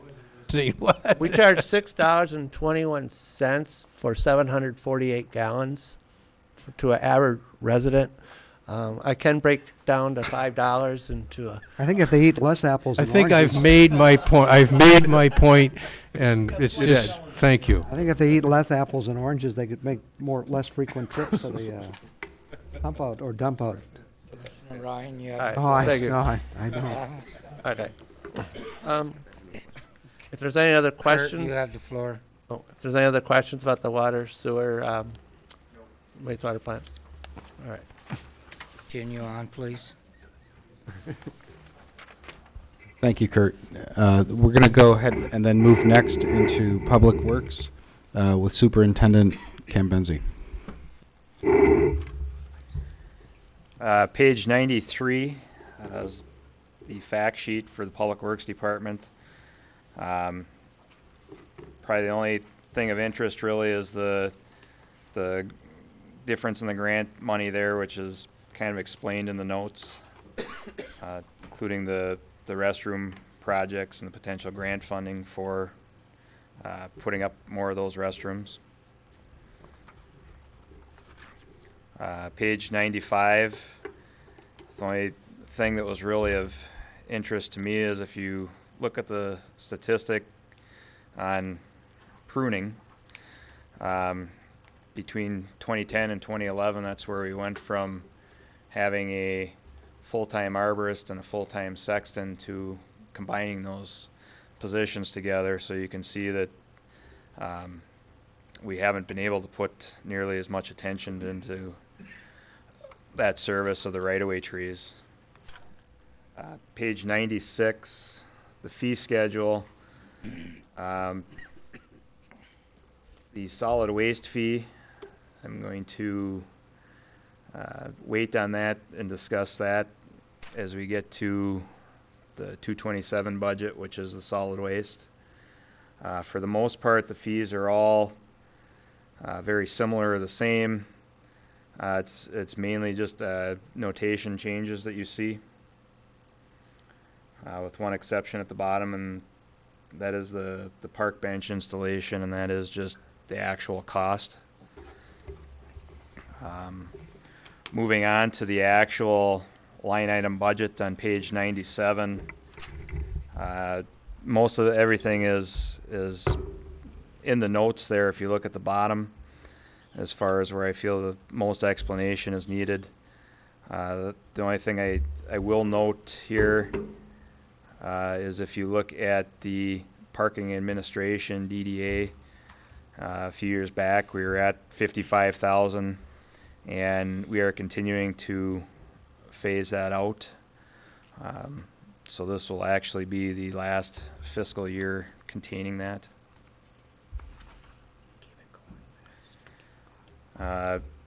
Sidewalks on page 98, that is pretty much status quo, no real changes there.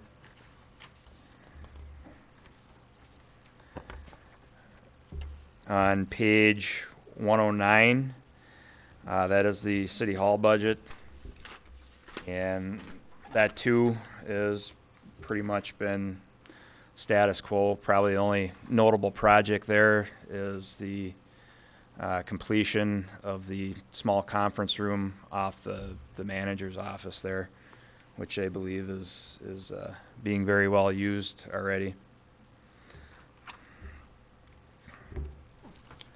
On page 112 is Park Cemetery. This too is very status quo, and the only note that I'll make is that we will be completing the columbarium project this spring, and that's really the only change to the fee schedule on page 114, as well as there are rates that were previously discussed when that project was approved. We didn't have the exact rates, but we kind of laid out a background for that, and that's really the only changes for the Park Cemetery. If we move on to page 134, and that is, yes. Commissioner Combensi? I guess I have a question.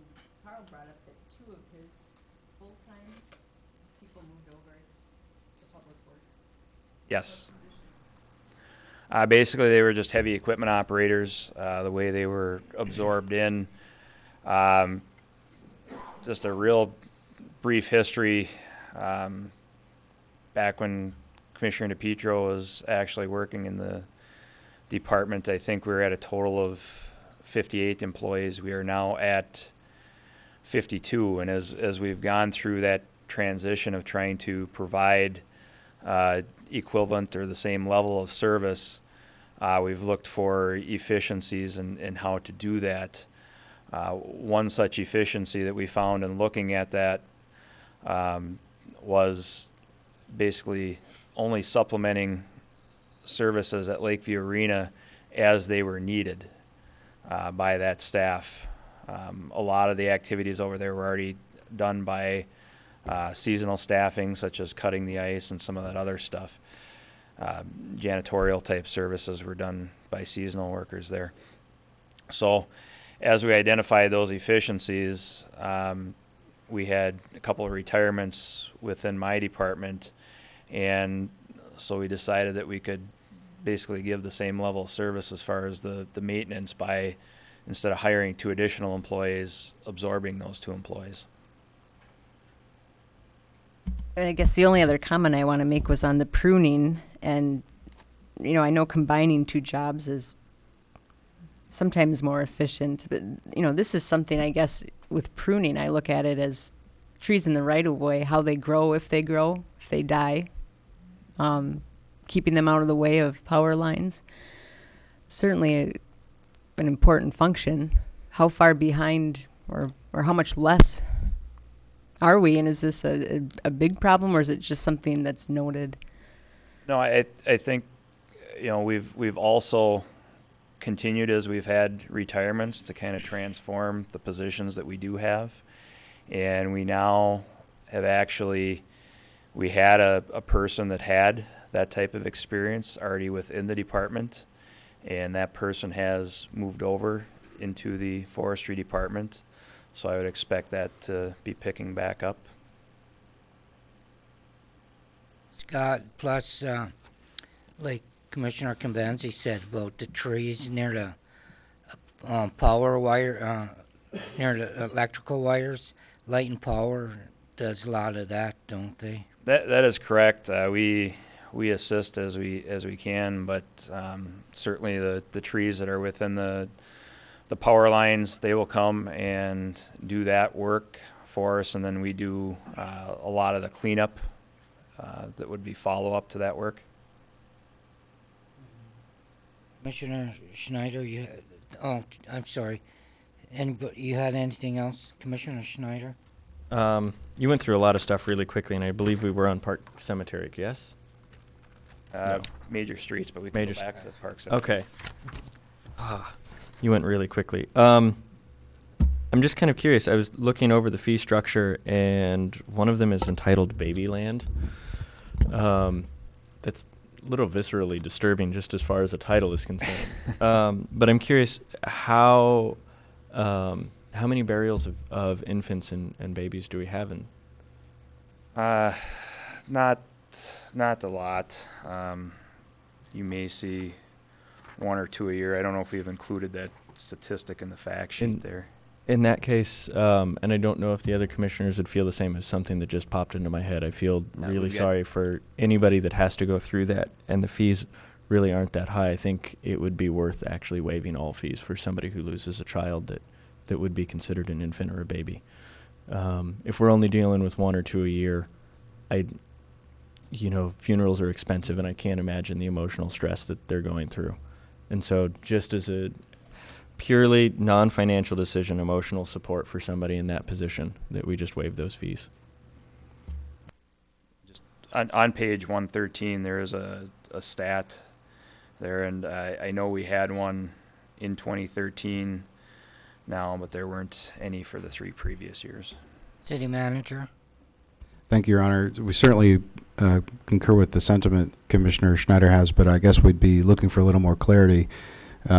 Giving anything away free will invite everybody to participate, and so if it's the intention of the commission to offer free baby burial basically for anybody who applies, we'd like that clarity, or if this is something that would only be offered to the tax-paying residents of Marquette. Commissioner Schneider. I understand the question. I really hope that this does not encourage more participation.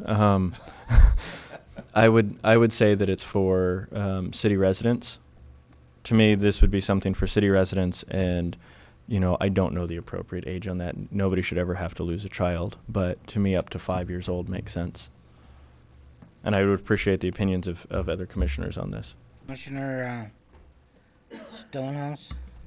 I hesitate to go here, but it's very difficult, I think, to ever separate out the emotional loss and the impact that the death of obviously a child or wife or parent.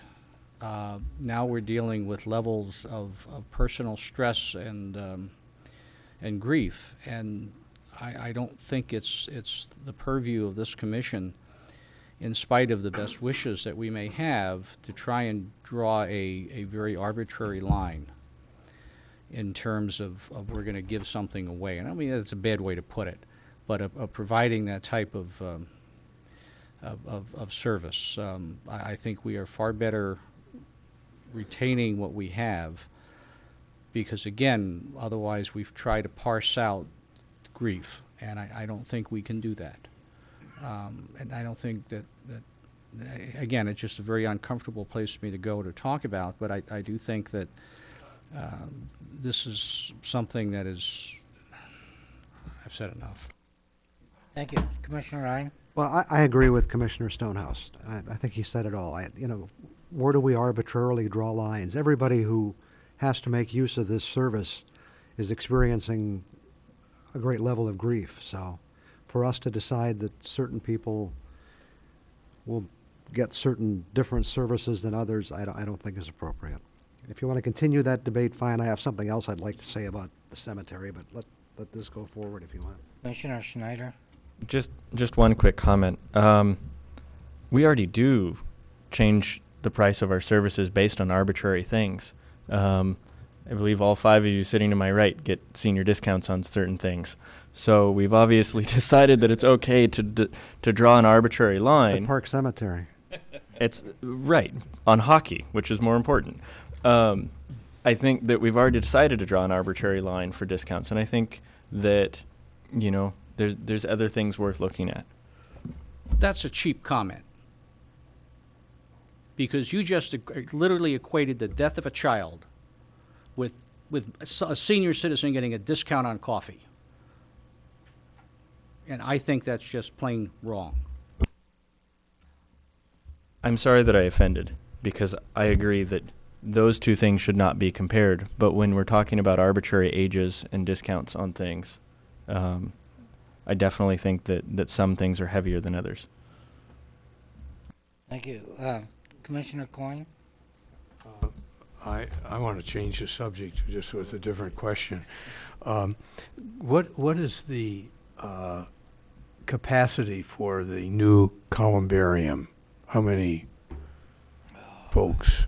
You know, 50, 100, 1,000? I think it was 80. 80?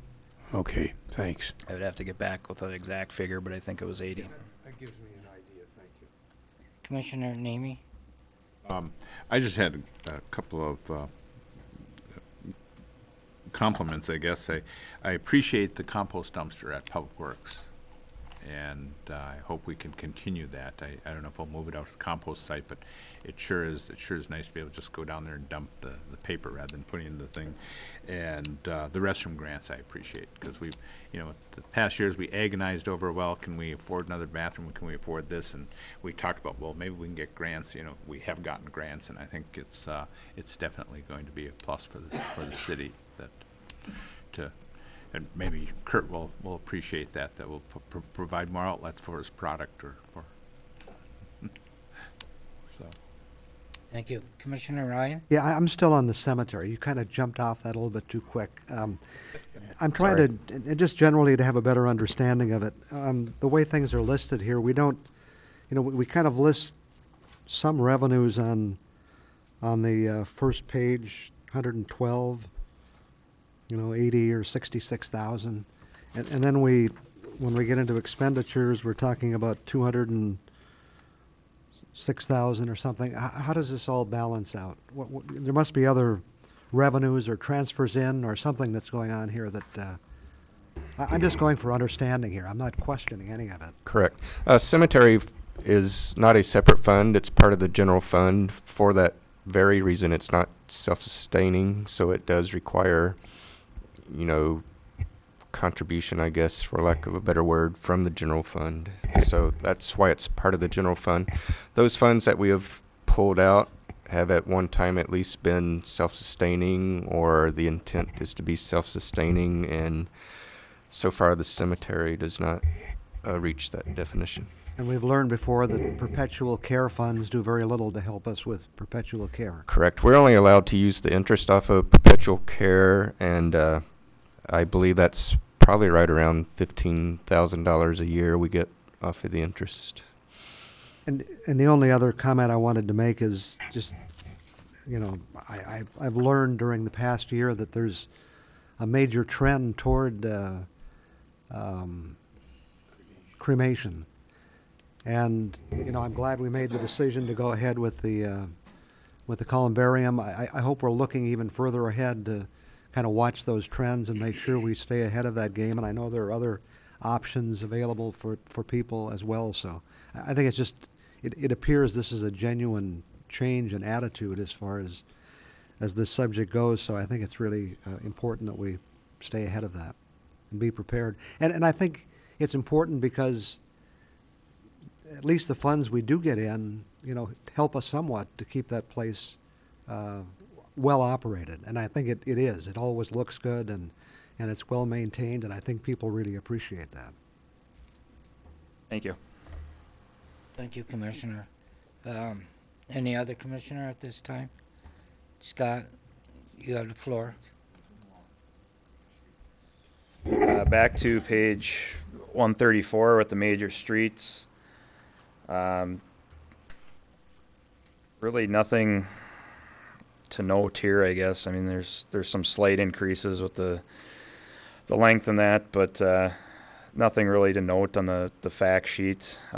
We did have a discussion before as we were going through this with the city manager, and I think one maybe important thing to note is when you look at the major street routine maintenance, maybe look at it as a whole and think of it in terms of major and local streets together.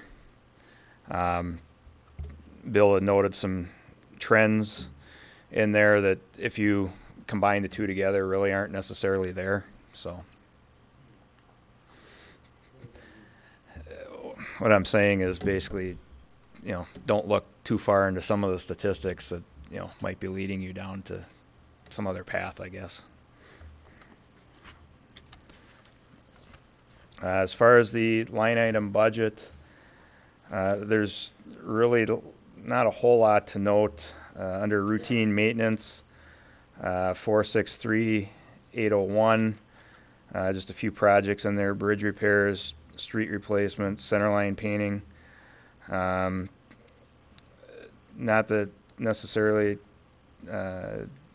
talk about it right now, but we will be talking about it later, are some of the repairs that have been noted by the BLP for the lighting infrastructure, but that'll come at a later time.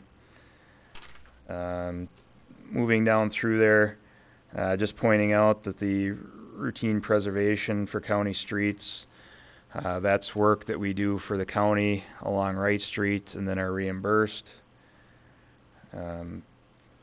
Under business route, McClellan Avenue, which is the 202-504. If you look at the 801, there's kind of a spike there. That's due to pass-through money for a MDOT/BLP project.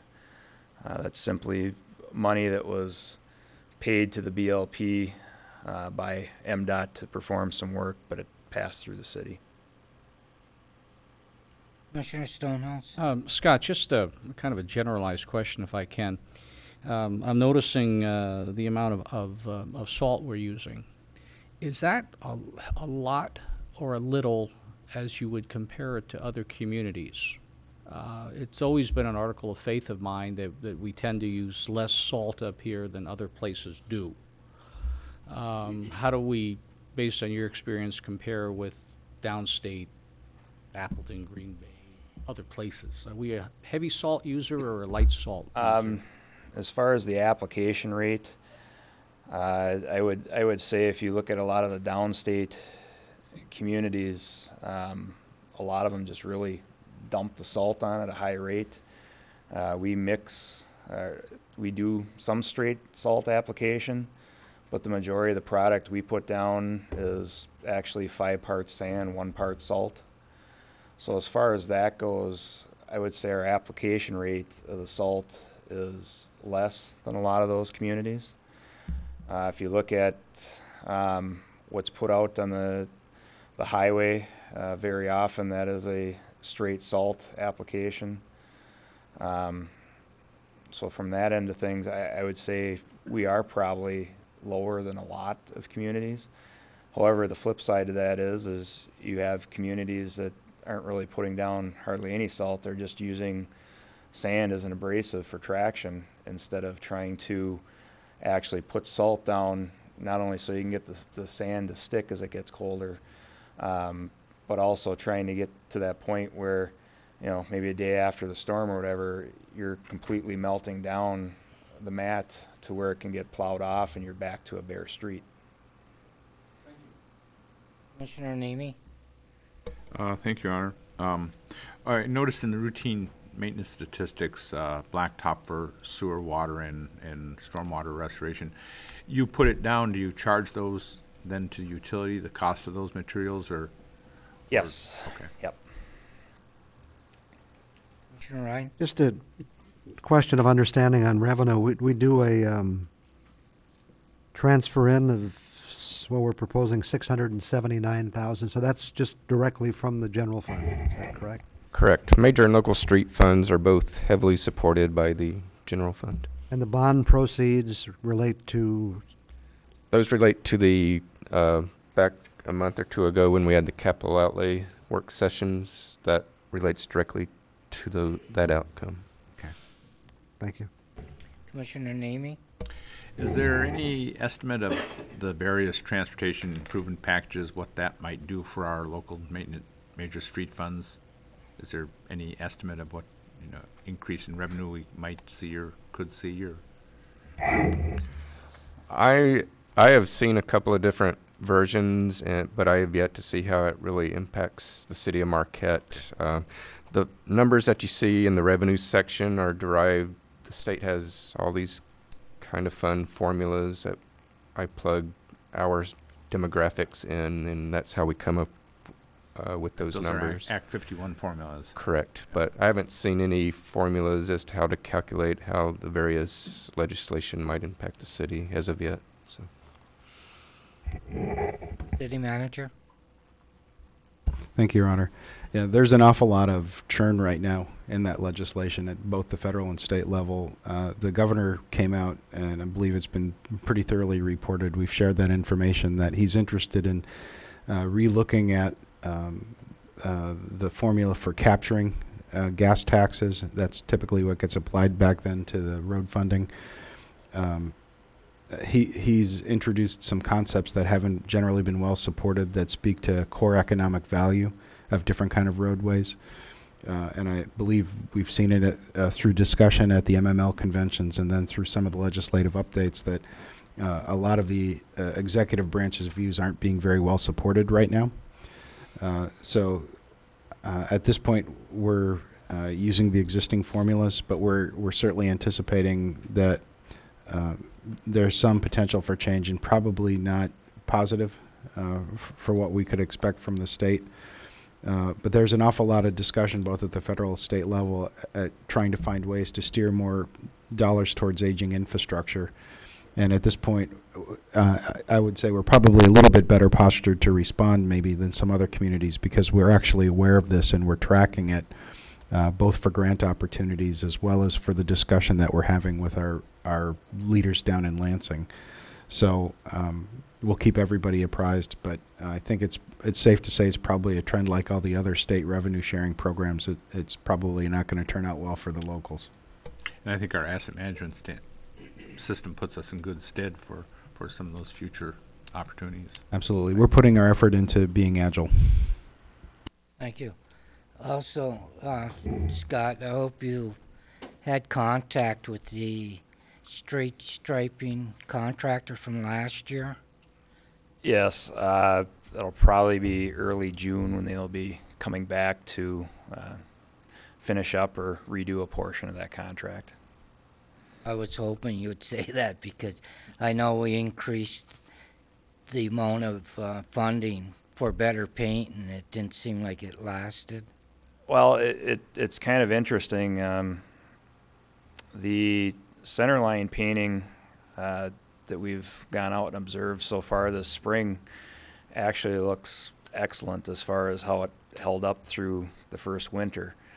If you look at the product that they put down for the intersection pavement markings, to me it's not so much the product as the application. I think they did probably a poor job with the application, and that's what they'll be coming back to replace this spring.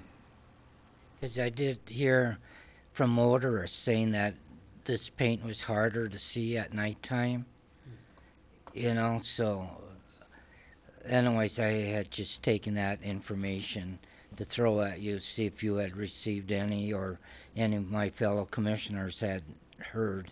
No comments regarding that. Okay. Any other commissioner at this time? See none, you have the floor, Scott. Okay, moving along to 203, which is the local street budget. It starts on page 140. Not a lot of change with the statistics. So moving along to page 142, really not a lot has changed in this budget. No noteworthy spikes like the pass-through money on the major streets. So. Commissioners, Commissioner Coyne? On 143, the chart says gas and weight tax. What's the weight tax? And does that have any relevance with our projected increase in weight occurring in the city? That's just what for vehicles weight. Yeah, sorry. That's just what the state calls it. That's part of the distribution formula, and they just call it the gas and weight tax, so that when you go to the pump, you pay a gas tax, and I guess maybe trucks or something pay a weight tax. Yeah. There's no relevance to the amount of weight going up and down the street. Not No. that I'm aware of. Darn. It's just all part of, like I said, it's just what, out of Lansing, that's what they call it when they distribute it, is gas and weight tax. Scott, you have the floor. Okay, moving along to page 145 is the sanitation fund. We just had an agenda item on that, so I'm not going to go too into depth on that because we will be giving you progress updates as we go along. The only thing I guess I will note is I noticed this morning that on the statistics for 2012, that was errantly just copied over from 2011.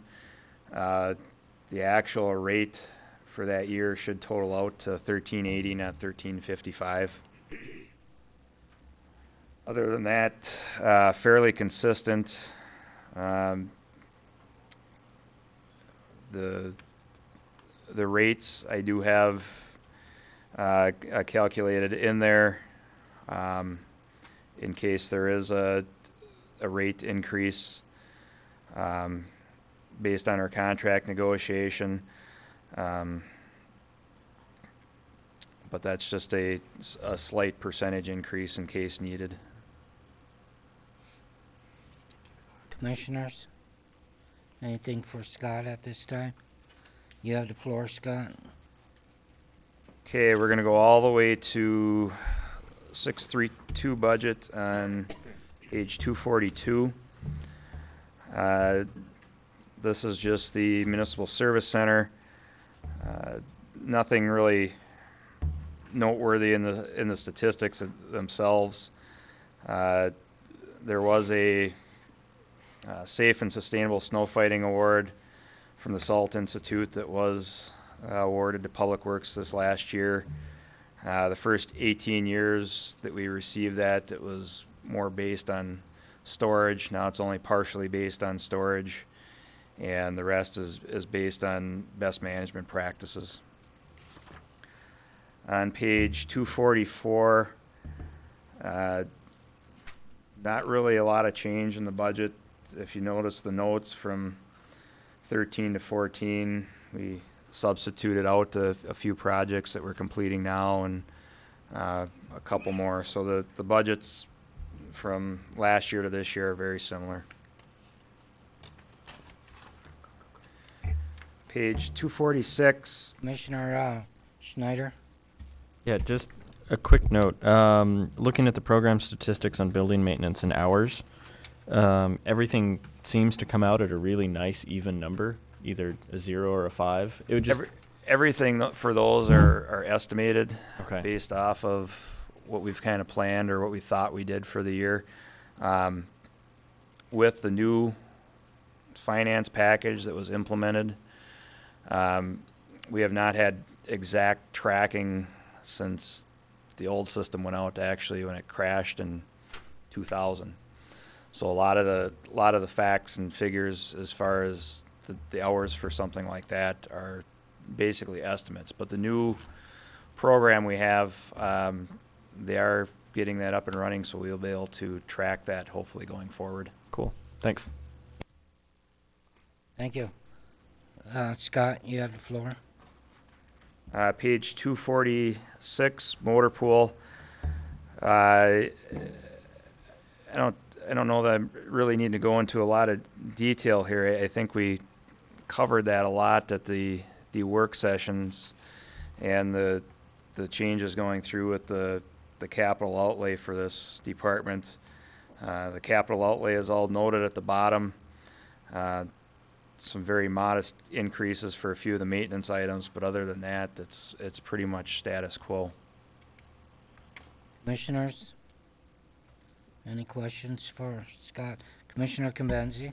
Just a comment, I believe the two department heads right now are some of the only ones that took advantage of having us come and view their facilities and what their needs were and what we were going to be seeing right now. And I just want to thank them because it's extremely beneficial. I feel like a lot of us don't have the questions or the why is this or why is that. So I want to thank them for that, and hopefully Bill can help our other ones work inviting us next year. I totally agree with Commissioner Conbenzi. That was, I thought, very educational going through those plants, and Kurt even showed us what he needed in his budget by showing us the bad doors and stuff that he needed. So thank you for doing that, City Manager. Thank you. A message received loud and clear. Voluntary switch to mandatory. Commissioner Namey? Just a comment too is I think I know in the case of Scott, he really put his pencil to the paper and saved us some money on capital on rebuilding the grader, et cetera. And that goes a long way when we can save that money and maybe do some other capital projects. So that really helps the budget and helps the city. Thank you. Thank you. And Kurt suffered with a pickup for, he sent it to Public Works and said, destroy this so I can replace it. Scott, you still got the floor? I'm done, actually. City Manager? Thank you, Your Honor. Again, I'd like to thank all of the great work that our department heads and staffs are doing to put all this information together and to continue to support this process. At this point, we have nothing further to add for the agenda today, and turn it back over to you, sir. Thank you. And with that, I'll move to public comment. Anyone wishing to address the commission at this time? Seeing none in the audience, I'll close this portion of public comment. Turn it over to my fellow commissioners for their comments, thoughts, and views. Commissioner Conbenzi? I'll save all my comments, I think, till Tuesday. Thank you. Commissioner Schneider? Agreed. Most of my comments will be saved till Tuesday. But let's see, where was it? Oh, there was two things I would love to see from the city, and this isn't necessarily in the budget, but it deals with a lot of the data of it. Is I would like to get an idea of how much we spend on overall on streets, and that includes the actual streets, the maintenance, the building, the financing of bonds issued for streets, the engineering that goes into them, including all of the parking, the municipally owned parking structures that we have, the studies and the planning, just how much of our budget overall we spend on those things. And as Commissioner Namey whispers, it's millions. And I would like to be able just to see a ratio compared to our revenues for the city. The other thing, I do appreciate the commission listening to some of my my more offbeat comments today and at least entertaining and discussing them, particularly around the fluoride issue. I know that it can easily be seen as a health science versus a budget debate, but ultimately it's how we spend our money is where we put our support and where our values are as a whole. And if we're going to spend that much time debating $5,000 on whether the Halloween spectacle is worth it or not, I think that it's also worth spending a portion of our time discussing things that community members are obviously concerned with for public health, regardless of which way it goes. So I do appreciate the conversation and the time put into that, and see you guys all on Tuesday. Thank you, Commissioner Schneider. Commissioner Namey? I'd just like to again thank staff for developing a good budget for us to review, and my fellow commissioners for the stimulating conversation. And we did it with 10 minutes to spare. Thank you, Commissioner Navy. Commissioner Stonehouse? Well, I too would like to commend the staff for the great work done on the budget. It's been, I think, a lot more transparent this year than it's been in the past. We've been improving that every year. The process has been getting better every year, and I certainly commend, again, the staff and certainly the city manager as the maestro of the orchestra to bring it all together into one coherent mass. Regretfully, I will not be here next week. I'll be out of the state, and I'm really sorry to have missed the budget meetings next week. That said, I won't make any long statements today, other than again, it's been a good budget, good process, tremendous interplay within the commission. I think we drill down into this one perhaps deeper than we have previously in other budget sessions. That's a good thing, and if you really want to understand how the city works, be you a commissioner or be you a citizen, it's the budget process that really reveals it to you. So again, thank you all for what you've done, and thank you to my fellow commissioners. Thank you, Commissioner Stonehouse. Commissioner Ryan? There's been a couple of references to it, so we should identify that what next Tuesday is. It's a budget wrap-up session. It will occur at 8 o'clock, I believe, and hopefully will be a lot shorter than the ones we had this week. But so any final comments I have, I'll save for that. Get a chance to kind of go home and think about all we've done. Thank you, Commissioner Ryan. Commissioner Coyne? I have nothing further to add other than thank you. Thank you, Commissioner Coyne, and I too concur with my fellow commissioners.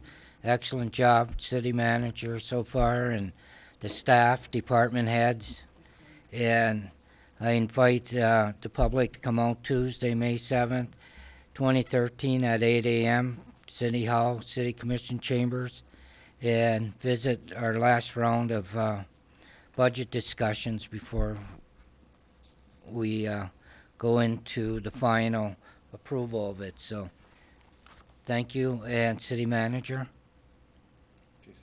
Thank you, Your Honor. Nothing further today. Okay. Commissioner Kamenzi? Maybe just a reminder of our work session Monday with the Planning Commission. Would you announce that, please? Sure.